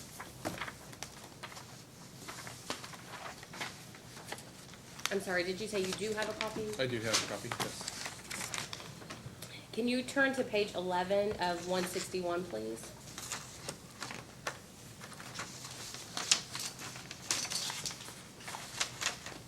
And just let me know when you're there. Counselor, can I get a citation? Sorry. 161, what is the document name? It's attachment B to the joint stipulation, Okay. page 11 of 161. Thank you. You're welcome. Yes, I'm there.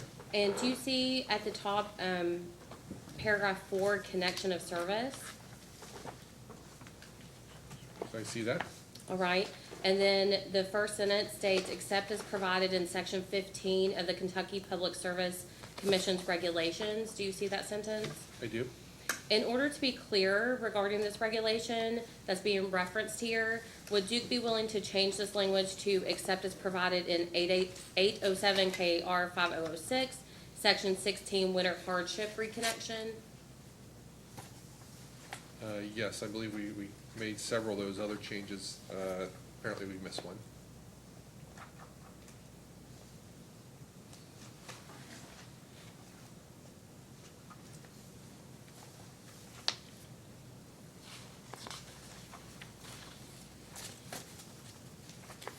And Mr. Taylor, do you recall that in both the final order and the order on rehearing in case number 2017-321, the commission required Duke to provide its customers with the bills that have the full billing details as opposed to the condensed bill?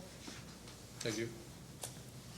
Can you confirm that all Duke customers, both electric and gas customers, are receiving the full bill as required by those orders? I can, other than the customers who have opted to receive the shortened bill.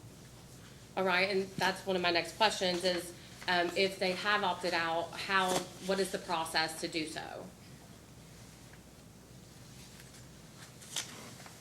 I cannot elaborate on that.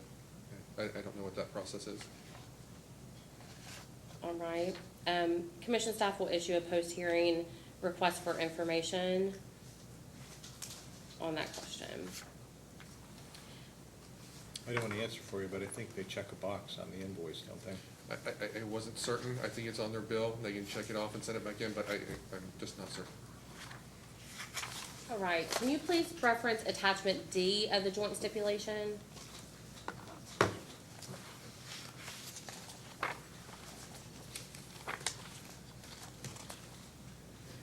do not believe I have that. You may approach.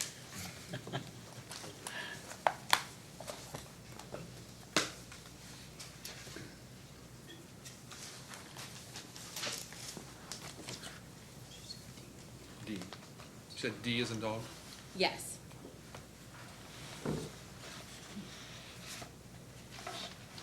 Yes, I see that as out of the gas cost of service study.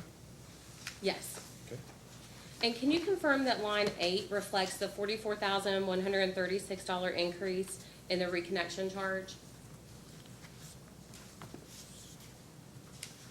Could you repeat the number that you quoted? $44,136 increase in the reconnection charge? Yes, the number there is 66,204, but that includes the $44,000 increase, correct? And can you please explain why the reconnection charge increase appears to be quantified in both the present and proposed revenue columns?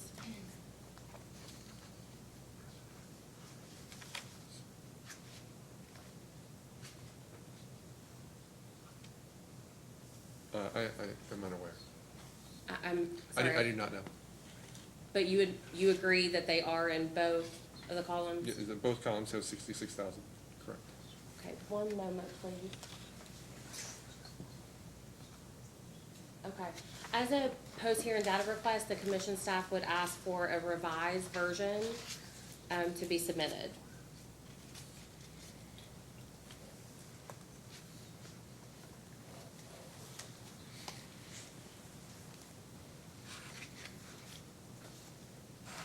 And can you provide, so this is jumping off of the exhibit for a moment, can you provide the time period of weather normalizing base rates?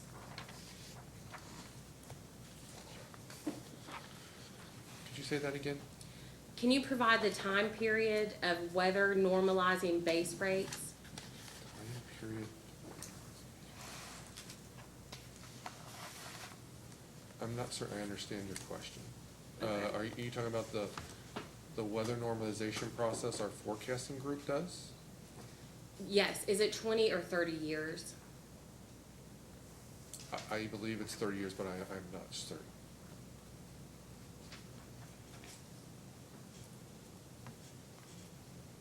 And do you believe there are any issues with using a different time period for weather normalizing base rates and using a 41 monthly observation for the proposed weather normalization adjustment?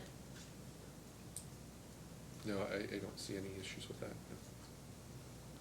No. In this case, Duke stated that its weather normalization adjustment was patterned after Atmos, correct? In part, yes. Yes, it was also patterned after a Duke Energy affiliate, Piedmont Natural Gas in Tennessee. Okay. At this time, commission staff will hand out the final order from case number 2013-148 for reference. Yeah, I approached the witness. Yes, you may.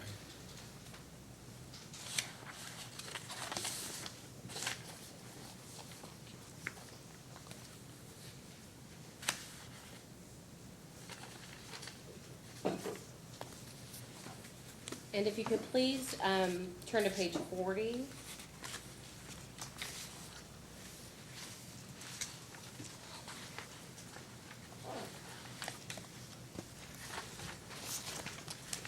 Okay, I'm there. And can you read the last sentence on that page into the record, please? Would that be the highlighted sentence? Yes.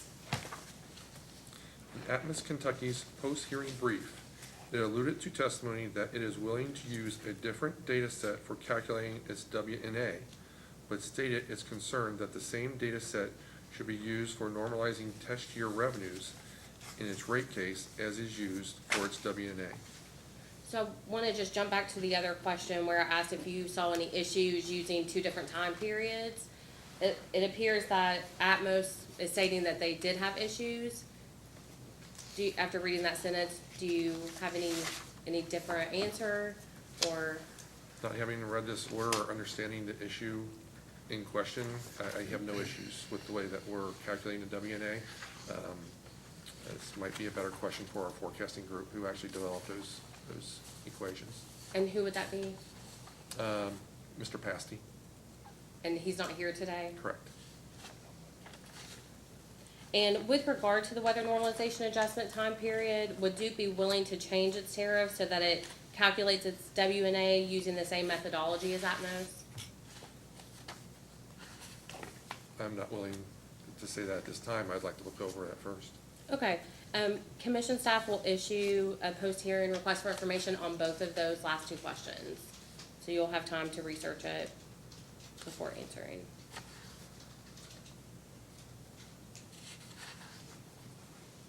Can you please refer to your direct testimony, page 22, lines 1 through 14?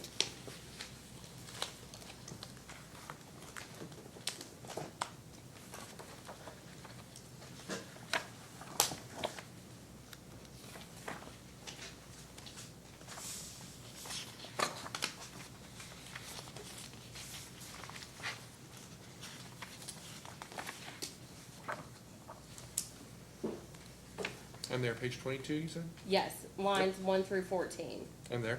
And in this portion of your testimony, you state that Duke is proposing to amend Section 2, supplying of and taking of service sheet number 21 of the tariff in order to clarify situations where sub-metering is permitted in master metering situations. Is that correct?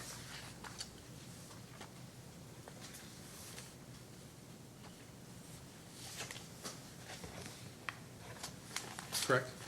And I realize you briefly discussed this with the vice chairman, but I still want to go through commission staff's questions, just in case we have some post-hearing requests for information. So is it also accurate that your testimony further states at lines 6 through 7 that Duke is proposing to amend its gas tariff to allow the installation of sub-metering where there's a master meter in a multifamily premises, such as a condominium or an apartment complex?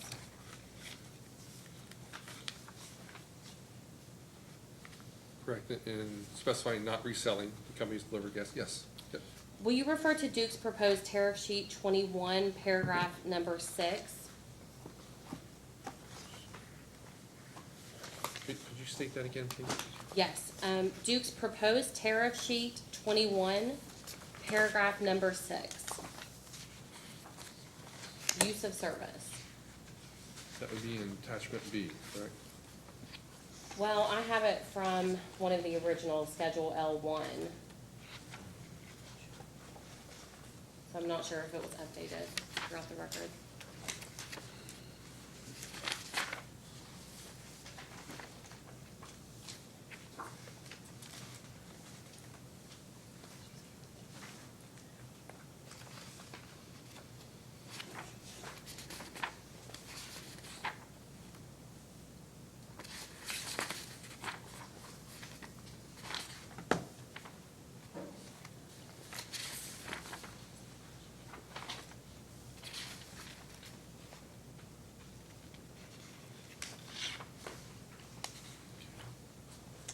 Don't believe I have that in front of me. Let me check. Which one are you referring to? It is Duke's proposed tariff sheet 21, paragraph 6. And you said it was in a certain schedule that you're looking at? I have it from, I believe it was the original application, Schedule L1, It's use of service. Bruce Sailors, page 10 of 69. Yes, use of service, number Okay. 6. I think I'm there, yep. Okay. Does the language that is proposed to be added to this tariff permit sub-metering, that permits sub-metering include any requirement that multifamily units must install sub-metering equipment in order to allocate the gas bill?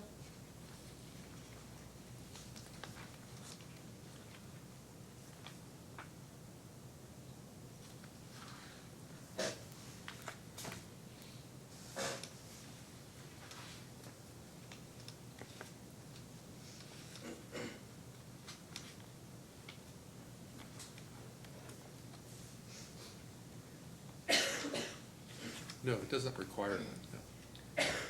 So it just permits it, but it does not require. Correct. And does Duke intend to install the sub-meters, or would the owner of the multifamily units be installing the sub-meters? To my knowledge, we had no intention of installing sub-meters. I apologize, can you repeat that? To my knowledge, we did not have any intention to install the sub-meters. So the multifamily dwelling, the owner of the multifamily dwelling would be responsible to install the sub-meters? Is that correct? If they wanted to use sub-meters to allocate the company's billing. So is this proposed change intended to allow multifamily units to bill each unit for gas usage without actually having meters installed by Duke? Is that the intention?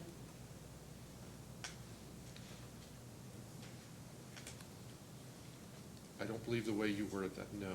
The intention, I think, is if the facility has a master meter and the party responsible for paying the master meter bill would like to divide that among the units, and we've been using an apartment complex as an example, that they could do that if they chose to. And if you look at the last sentence of the proposed tariff change, it says that the customer is not precluded from allocating Duke's gas billing to any other person, provided the sum of such allocations does not exceed company's billing. Can you explain how Duke will monitor that requirement to ensure that the sum of the allocations to the units do not exceed the company's billing? I don't believe there's any associated monitoring proposed here. So the burden would just be on the multifamily dwelling, the owner that installed the sub-meter to allocate that properly? Correct.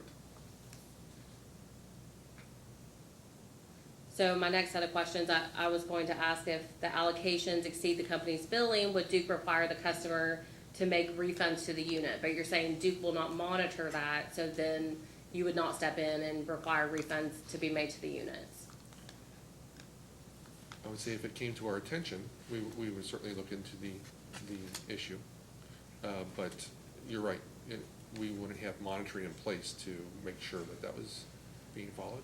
So if a tenant of one of the units called Duke's customer service, then you would look into it, you would not say, well, that's a sub-meter issue and we don't handle those issues?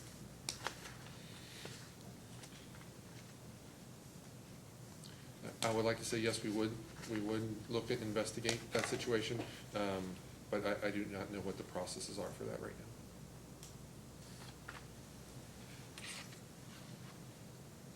And so, in that same line of questioning, I assume, based on your last response, I was going to ask, does Duke intend to monitor and determine whether each unit in a multifamily premises has been billed a proper allocation of the total gas billing? Is the answer no? No, we would not have access to those. If they chose to install sub-meters, we are not requiring that they send us those sub-meter readings. All right. Mr. Taylor, you sponsored the filing requirement Schedule M, which is a side-by-side comparison of Duke's test period revenues at current and proposed rates. Is that correct? Correct. And as a post-hearing request for information, commission staff would request for a revised Schedule M to be filed reflecting the joint stipulation, if there's been any changes. Certainly, we would do that. I believe that is an attachment to the stipulation. Let's see if I have that here. Well, if it isn't, we will certainly get you one. Yes. All right, and I have one more question. Would Duke object to changing its purchase gas adjustment tariff so that it files for the purchase gas adjustment quarterly instead of monthly? As you know, in general, the majority of gas utilities file quarterly for their purchase gas adjustment instead of monthly. I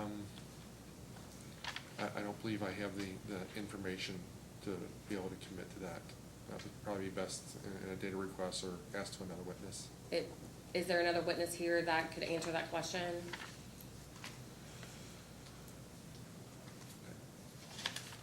I'm uncertain. I don't think so.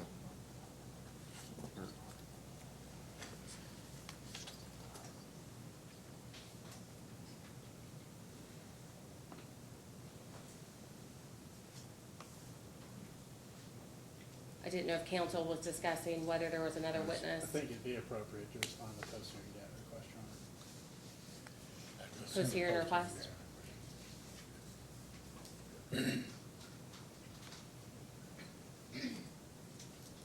All right, no further questions at this time. Mr. Cicero? So just two comments, clarifications. As far as the allocated unit goes, there could be a tenant-landlord contract, which includes Duke Energy becoming involved in it. And I'm not a lawyer, but I would presume if there was some type of agreement that said, I'm charging a tenant $50 a month regardless of his gas usage, that may exceed some period of time the total bill that the master meter paid, Duke's not becoming involved in that contract or monitoring that situation as long as the gas it sells to the master meter is paid for. Is that an accurate statement? Exactly, with the language that we're including in our tariff sheet, it does not propose that we're going to monitor that situation, correct? So if the commission decided to request that language be removed, would Duke object to it? To my knowledge, no. Okay. Second thing, on a clarification, the WNA, it was 41 months data points, and it's either 20 or 30 year, I'm not sure which it is. I think staff asked the question, would you be willing to adopt the Atmos methodology? And I think the real question is there an objection to matching the data point period to the number of years that you're utilizing for the WNA? In other words, 41 months versus 20 years or 30 years does not match up and make a good comparison. And what we're looking for is a matching of whatever the data points are that you're going to utilize in the calculation to the number of years. Would that be something that would be objected to by Duke? I think I would need to research that more and ask Mr. Pasting. My understanding is that the 30-year average degree days that are used to come up with normals are just using those degree days. But the relationships that are trying to be looked at for the WNA are just the customer's responsiveness to weather. And looking over a period such as 30 years, you have lots of other impacts to a customer's usage, energy efficiency, income changes, and so most of the other companies I'm familiar with use a very short period of time to come up with these parameters for the weather normalization adjustment. They use something like 12 months. And we just, I know in talking with Ben that we thought it might be best to use a little bit more time, but certainly we thought 30 years would not be appropriate to use for that. Well, I know in the summary that I have from staff, it indicates that no other LDC uses this short of a time period, 41 months. So how did you develop the 41 months? The 41 months was simply, we started with a starting point of 12 months, which is many other utilities use. And especially I can confirm without doubt that Piedmont Natural Gas uses that. Piedmont is an affiliate of Duke. Affiliate of Duke. Okay. And as I said, we decided to adjust it because we thought, okay, well, that might be a little bit too short. That we could get a better responsiveness, customer responsiveness to weather conditions using a few more data points. 41 seems like kind of an odd number, but regardless of that, is there anybody else besides Piedmont who's an affiliate of Duke that's using the 12 months you're referencing?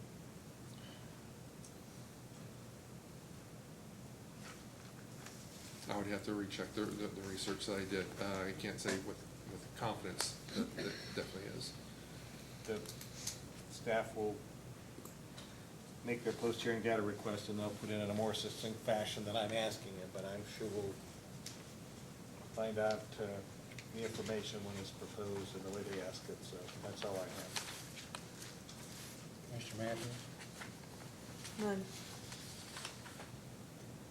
Mr. Saylor, you may not have any idea about the answers to some of these questions, but I'm going to try to ask you anyway and see if you can tell me who might. there is a separate case that's ongoing now, and it involves Duke Energy. It's a DSM case, 2018-00370. Do you have anything to do with that case or the DSM program at all? I do not. Do you know who does?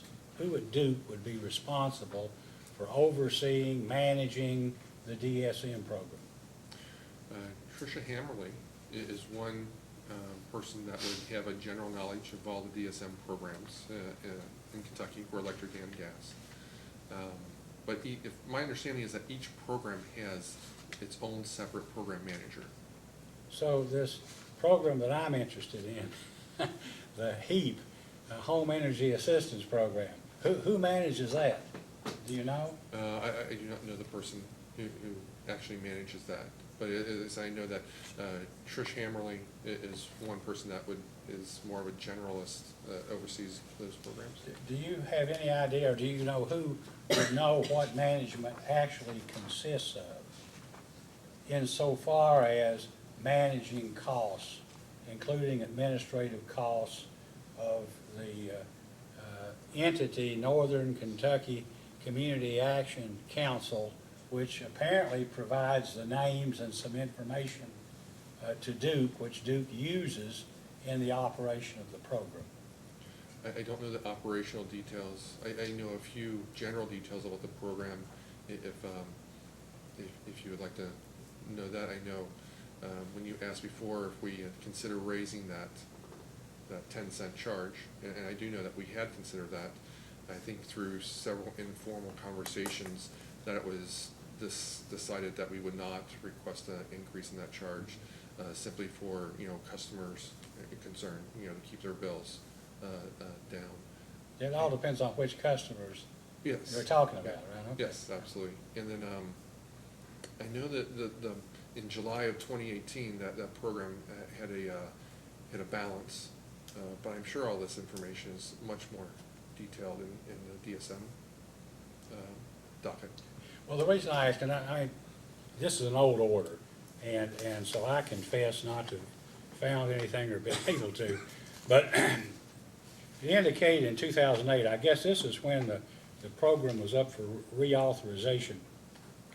And it says the Attorney General also expressed concern regarding administrative costs associated with the HEA program, estimated to be approximately $41,000 or 15% of the proposed budget. The AG notes the program expenses associated with Northern Kentucky Community Action Council employee salaries and benefits seem exorbitant, considering that Northern Kentucky Community Action Council already administers other programs for Duke, Kentucky. The AG suggests that these expenses should be closely examined as the possibility exists they are duplicative. And then over later in the order, the commission noted to address the concerns. The commission finds that Duke should file annual progress reports in conjunction with its annual DSM reports, which are filed on November 15th of each year. And then it has, at a minimum, it has a number of things that it requested that Duke file, but one was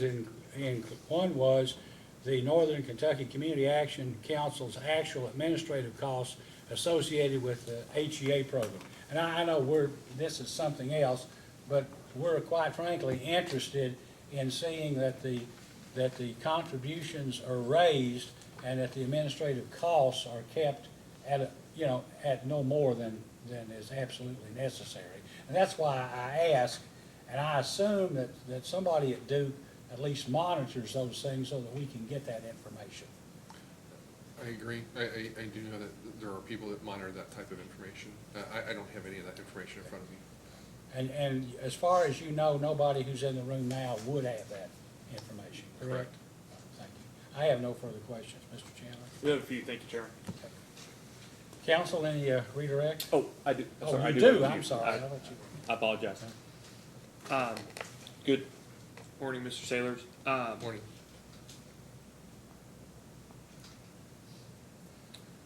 May I approach, Chairman? Yes, you may. Hopefully council won't object too strenuously, but. Computer for a second.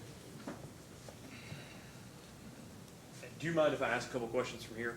No, no, Okay. go right ahead. Yeah, I see he's reading from your notes, so if you want to testify, that's okay. Mr. Shoulders, does this appear to be an order in case number 2015-00343 in an Atmos rate case? It appears so, yes. And you would understand that this case would be subsequent to the case in which the order was provided earlier by council for commission staff? Yes. Okay. And just upon your review, and you can look a little further, upon your review of the order, would you agree that this is an order approving a settlement between Atmos and the Attorney General's office?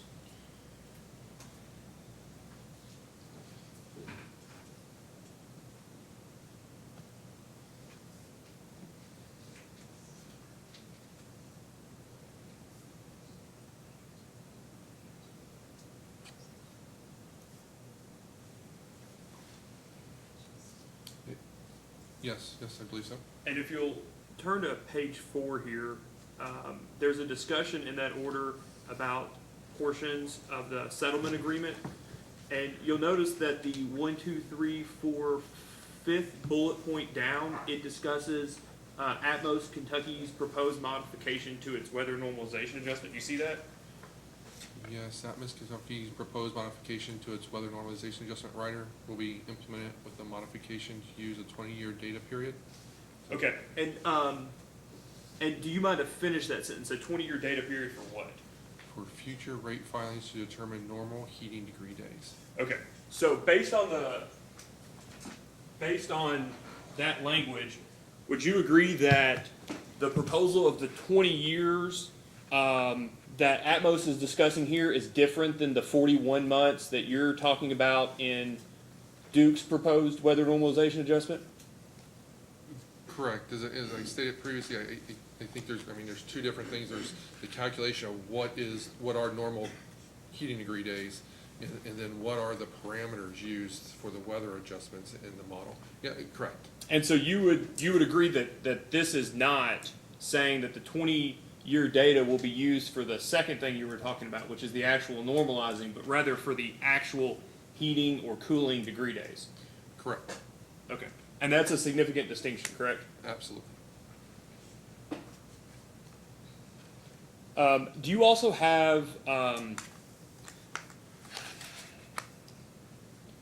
stipulation attachment B, the revised attachment B for the stipulation in this case?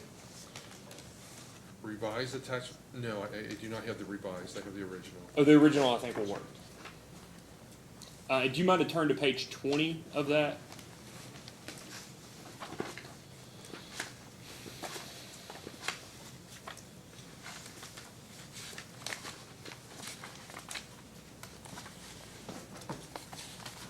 Is that section 6, billing and payment?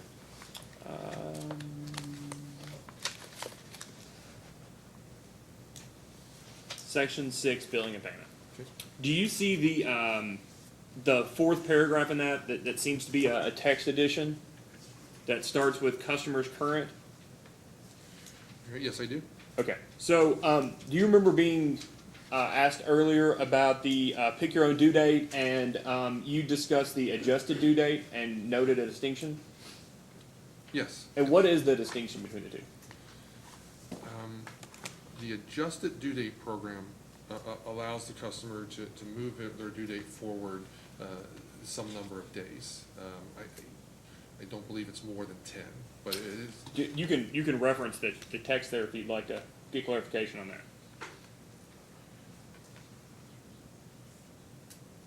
Yes, 5 to 10 days forward from the original due date. Okay. The pick your own due date program is a little bit more flexible. You can pick your own due date of when you want your bill to be due. Okay, and so do you mind to read the text of Duke's proposed changes there? Customers current on their account may participate upon request in the adjusted due date program. The adjusted due date program is available to Duke Energy Kentucky gas customers who have an analog meter. This service allows a customer to adjust the due date of the energy bill 5 to 10 days forward from the original due date. So the question was asked earlier, would Duke object to allowing the adjusted due date program to apply for accounts with smart meters or with, customers that take both electric and gas service? Would you agree that having the adjusted due date program applicable to customers with smart meters would be superfluous? Yes, I mean, the adjusted due date program is still there for those customers who may have chosen not to have a smart meter, but in general, I would agree with your. Because you can adjust your due date with a smart meter, but you can adjust it to any day. It shouldn't be limited to just moving forward 5 to 10 days? Correct. Okay.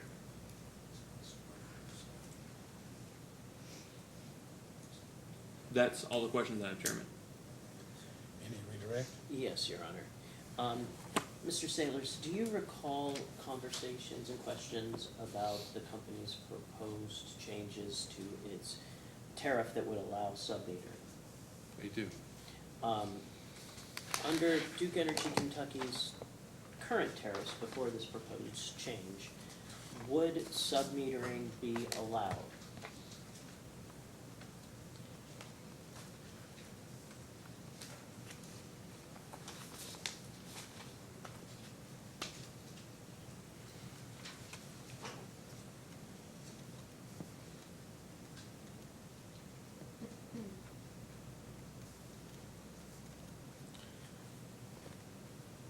It certainly doesn't indicate that it's allowed. Fair enough. And I think you mentioned this. Do you know, or are you aware if Duke Energy Kentucky has received inquiries from homeowners associations and apartment complexes requesting the ability to sub-meter? I have had conversations with other Duke Energy employees that indicate that we have, yes.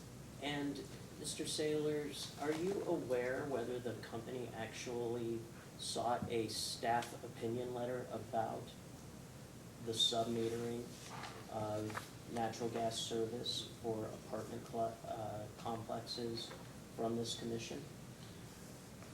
If I was aware at one point, I am no longer, I forgot that. Your Honor, may I approach?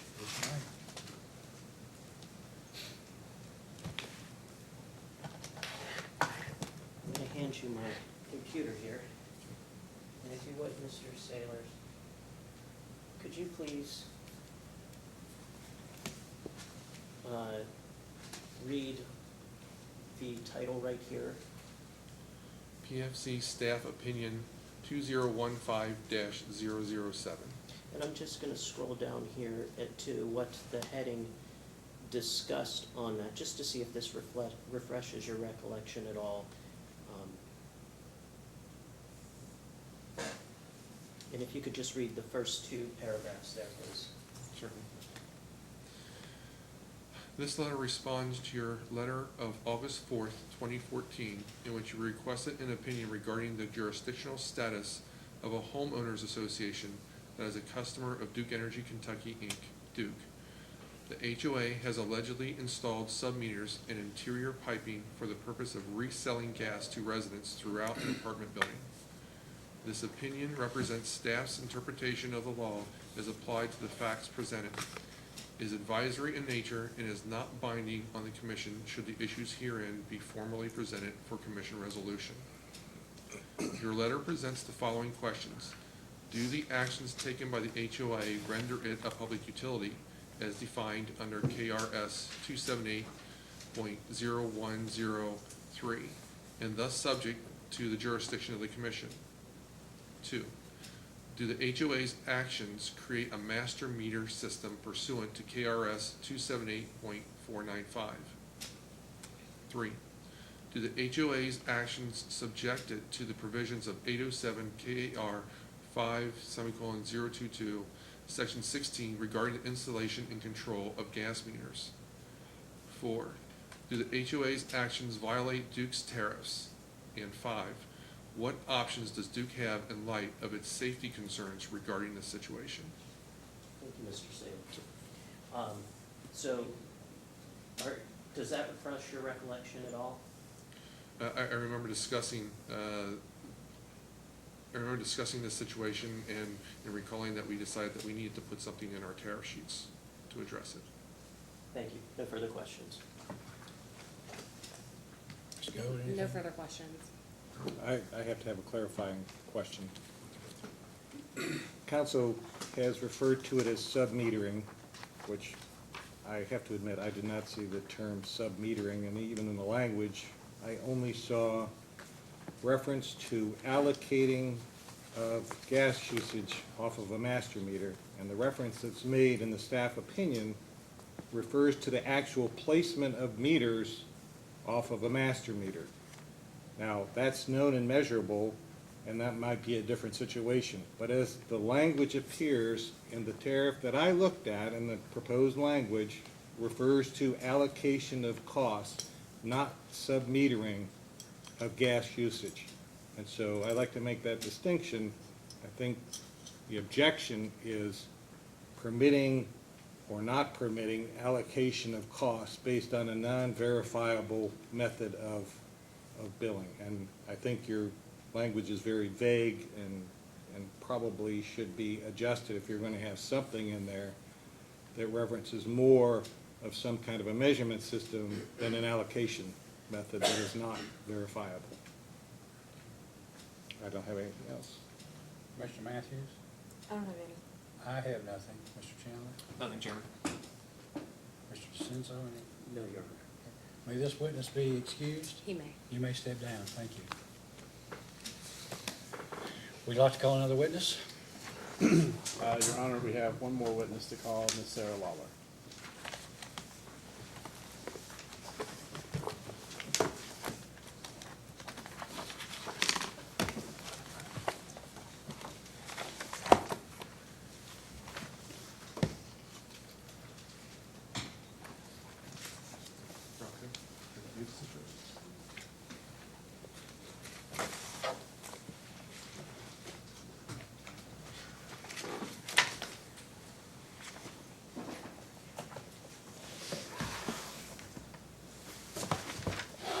Please raise your right hand. You solemnly swear or affirm under penalty of perjury that the testimony you're about to give will be the truth, the whole truth, and nothing but the truth. Please be seated.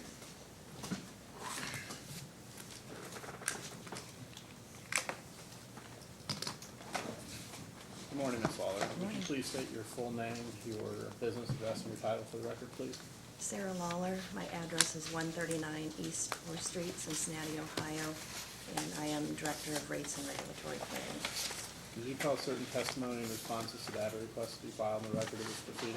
I did. If I were to ask you the same questions, would your answers be the same? Yes, Is it your desire and intent to have that record incorporated into this hearing? it is. Your Honor, tender the witness for cross-examination. Ms. Gold, questions? We do. Good morning, Ms. Lawler. Good morning. I am going to start off by going back to a few questions that Mr. Hebler had deferred to Mr. Walden. Okay. But at the break, I spoke with your counsel, and he thought that you may be able to answer them. If not, you can defer them also. So I would like to see if you can explain the reduction of the meter reading employees, how that reduced the salary and wage expense in the test year revenue requirement. So, in terms of just the reduction of the meter reading expenses in the test period, I think Mr. Wathen had answered this in discovery. I think it was second set number 16, where we talked about how much expense was in account 902. And if you look at Schedule C 2.1 in account 902 for the test period, it's $15,923. So that was the entirety of meter reading expenses in the test period. But if you look at the historical costs in that account, they were much more significant. I think on average from 2010 through 2017, they were about $808,000. And then as recent as 2017, it was $467,970. So from that perspective, you know, there are significant savings if you look at the test period compared to the historical data. Okay, thank you. And can you confirm that the salary and wage expense for the terminated or the to-be terminated meter reading employees have been removed from the forecasted test year salary and wage expense? Have the salaries of the terminated employees been removed? You know, I think we've said that we don't forecast headcount, but again, I can say that there's only $15,000 of meter reading expenses in the test period, so I would have to believe that the salaries of those employees are not included. Okay, thank you. And for ease of reference, commission staff will hand out copies of the attachment to Duke's response to commission staff's third request for information, item 1A.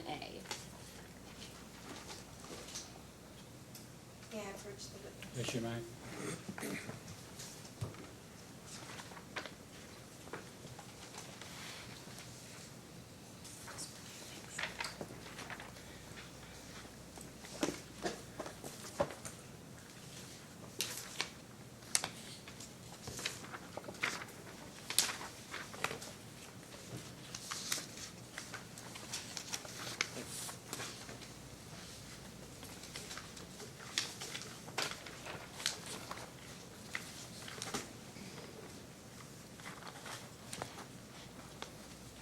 Ms. Lawler, on this work paper, line 1, Duke states that the Accelerated Service Line Replacement Programs, the ASRP, 2018 federal income tax change is a gross amount of $171,902. Is that correct? That's correct. So what this represents is the FIT component going from 35 to 21%, excuse me, in the ASRP filing that was in effect for calendar year 2018. And can you confirm that the source this gross amount came from were Duke's own records? Yes, that's correct. And are there any updates to this number that you would need to provide due to the closing of calendar year 2018? No.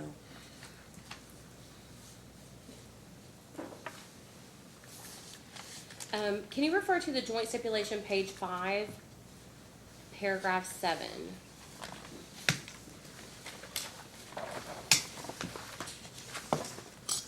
Okay, I'm there.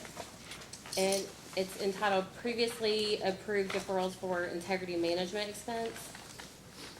Can you please start with the second sentence and read the rest of that paragraph into the record, please? Okay. The parties agree that the amortization of this deferral should be extended over 10 years, provided, however, that in order to recognize the time value of money associated with amortizing this expense over a much longer period of time, the company should be permitted to include monthly carrying costs on the balance calculated at the company's long-term debt rate of 4.36%. The annual net impact of the extended amortization with carrying costs is a decrease of $220,697 before gross up in the company's test year amortization expense and is reflected in the revenue requirement provided in paragraph number 1. Thank you. Attachment A to the joint stipulation that was provided in Excel spreadsheet format, it does not show the calculation of that annual net decrease of $220,697. Can you explain how this decrease was calculated? So in our initial application, we proposed a 5-year period, and this is just the change between the 5-year and the 10-year amortization at the net present value at the debt rate of 4.36%. All right, as a post-hearing request for information, commission staff will request for Duke to provide any documentation that was utilized in calculating that total decrease of $220,697 in the revenue requirement. Okay. I have no further questions at this time. Mr. Cicero, questions? I have no questions. Mr. Matthews? I have no questions. I have none. Mr. Chandler? Just one or two, thank you, Chairman. Just the question you were just asked about the, let's take a step back and talk about the deferred integrity management expenses. So this issue was first raised in the testimony of Lane Collins, correct? We'll say the It was raised in his testimony, okay, there, yes. that's fair. And Mr. Collins' recommendation was to disallow a certain amount of the deferral and to amortize it over 10 years with no carrying costs, correct? That's correct. And the stipulation provides for the actual cost incurred amortized over 10 years, but calculated using the long-term debt rate as a carrying cost, correct? That's correct, yes. And so in your calculation, and I'm sure it'll be evidenced in what you provide to the staff, but the calculation effectively takes the net present value using the long-term debt rate as the discount rate, correct? Correct. Okay. And so it's just going to be the equal amount. You took it out, you brought it back, and then you split it up by 10 effectively, correct? Correct. I am oversimplifying, but that's okay.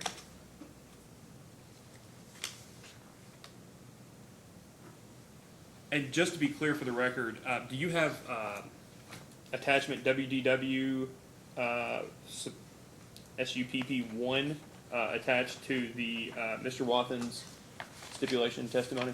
I do. Okay. Yes, I do. It's the second to last page. Yeah. I do. And so this is the walk down of the company's as filed position, and then the adjustments per the stipulation, and then the total recommended base revenue requirement, correct? That's correct. And so, the one thing I just want to point out, line 22 of the $22,818. Can you explain? What that reflects? The $22,818? Yes. It's just a function of the model when we make these other changes in lines 7 through 20, if anything impacts O&M, because the way we calculate cash working capital is the 1/8 O&M method, our cash working capital changes, and so therefore, just the revenue requirement changes slightly because of that. Okay, so you reflect total, some of these reduced test year O&M levels, and so because of that, since cash working capital is a function of that, it reduces it by Yeah. $22,818. Cash working capital is lower, so the return is lower. Yep. And then the second line, the adjustment for PSC gross up, can you explain what the lowering of that reflects? It's just the KPSC maintenance fee grows up. Okay. Those are all the questions I have, Chairman. Any other? No question, John. May this witness be excused? She may. You may step down. Thank you. Thank you. Counsel, are there any other witnesses? I believe that's all That's the it? witnesses we were told needed to be present, Your Honor. Commission staff would just request that our handouts be admitted into the record, the hearing record. Any No objection? objection.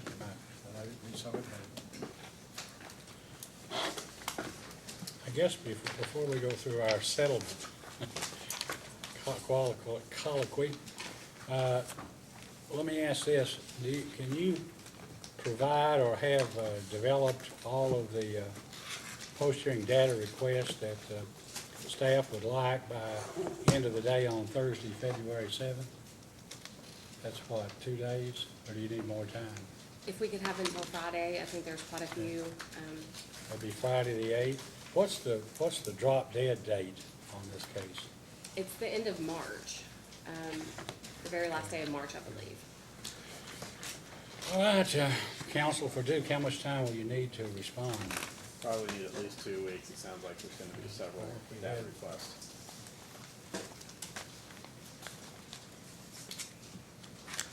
It'll be the 22nd, February 22nd.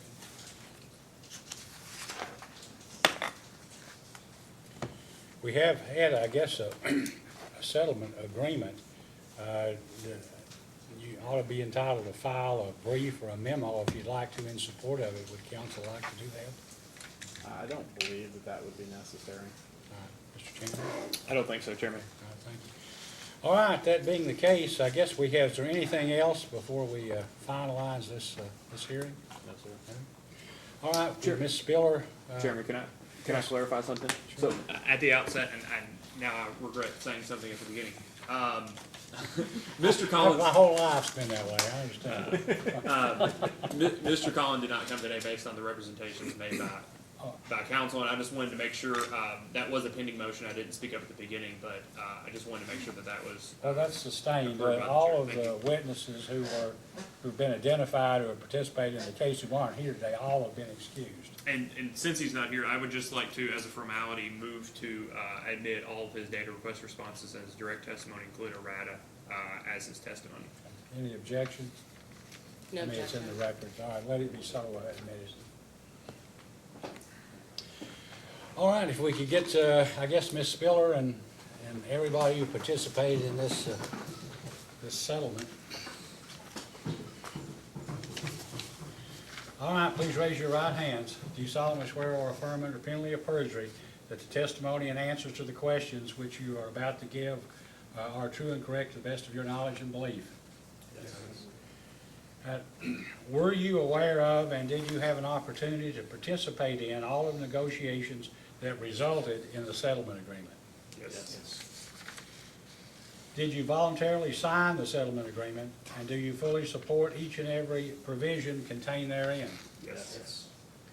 Are there any provisions in the settlement agreement that you do not understand, object to, or take issue with?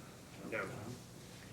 Was any consideration of any kind offered, or were any promises made other than what is expressly set forth in the settlement agreement to induce you to negotiate and sign the settlement agreement?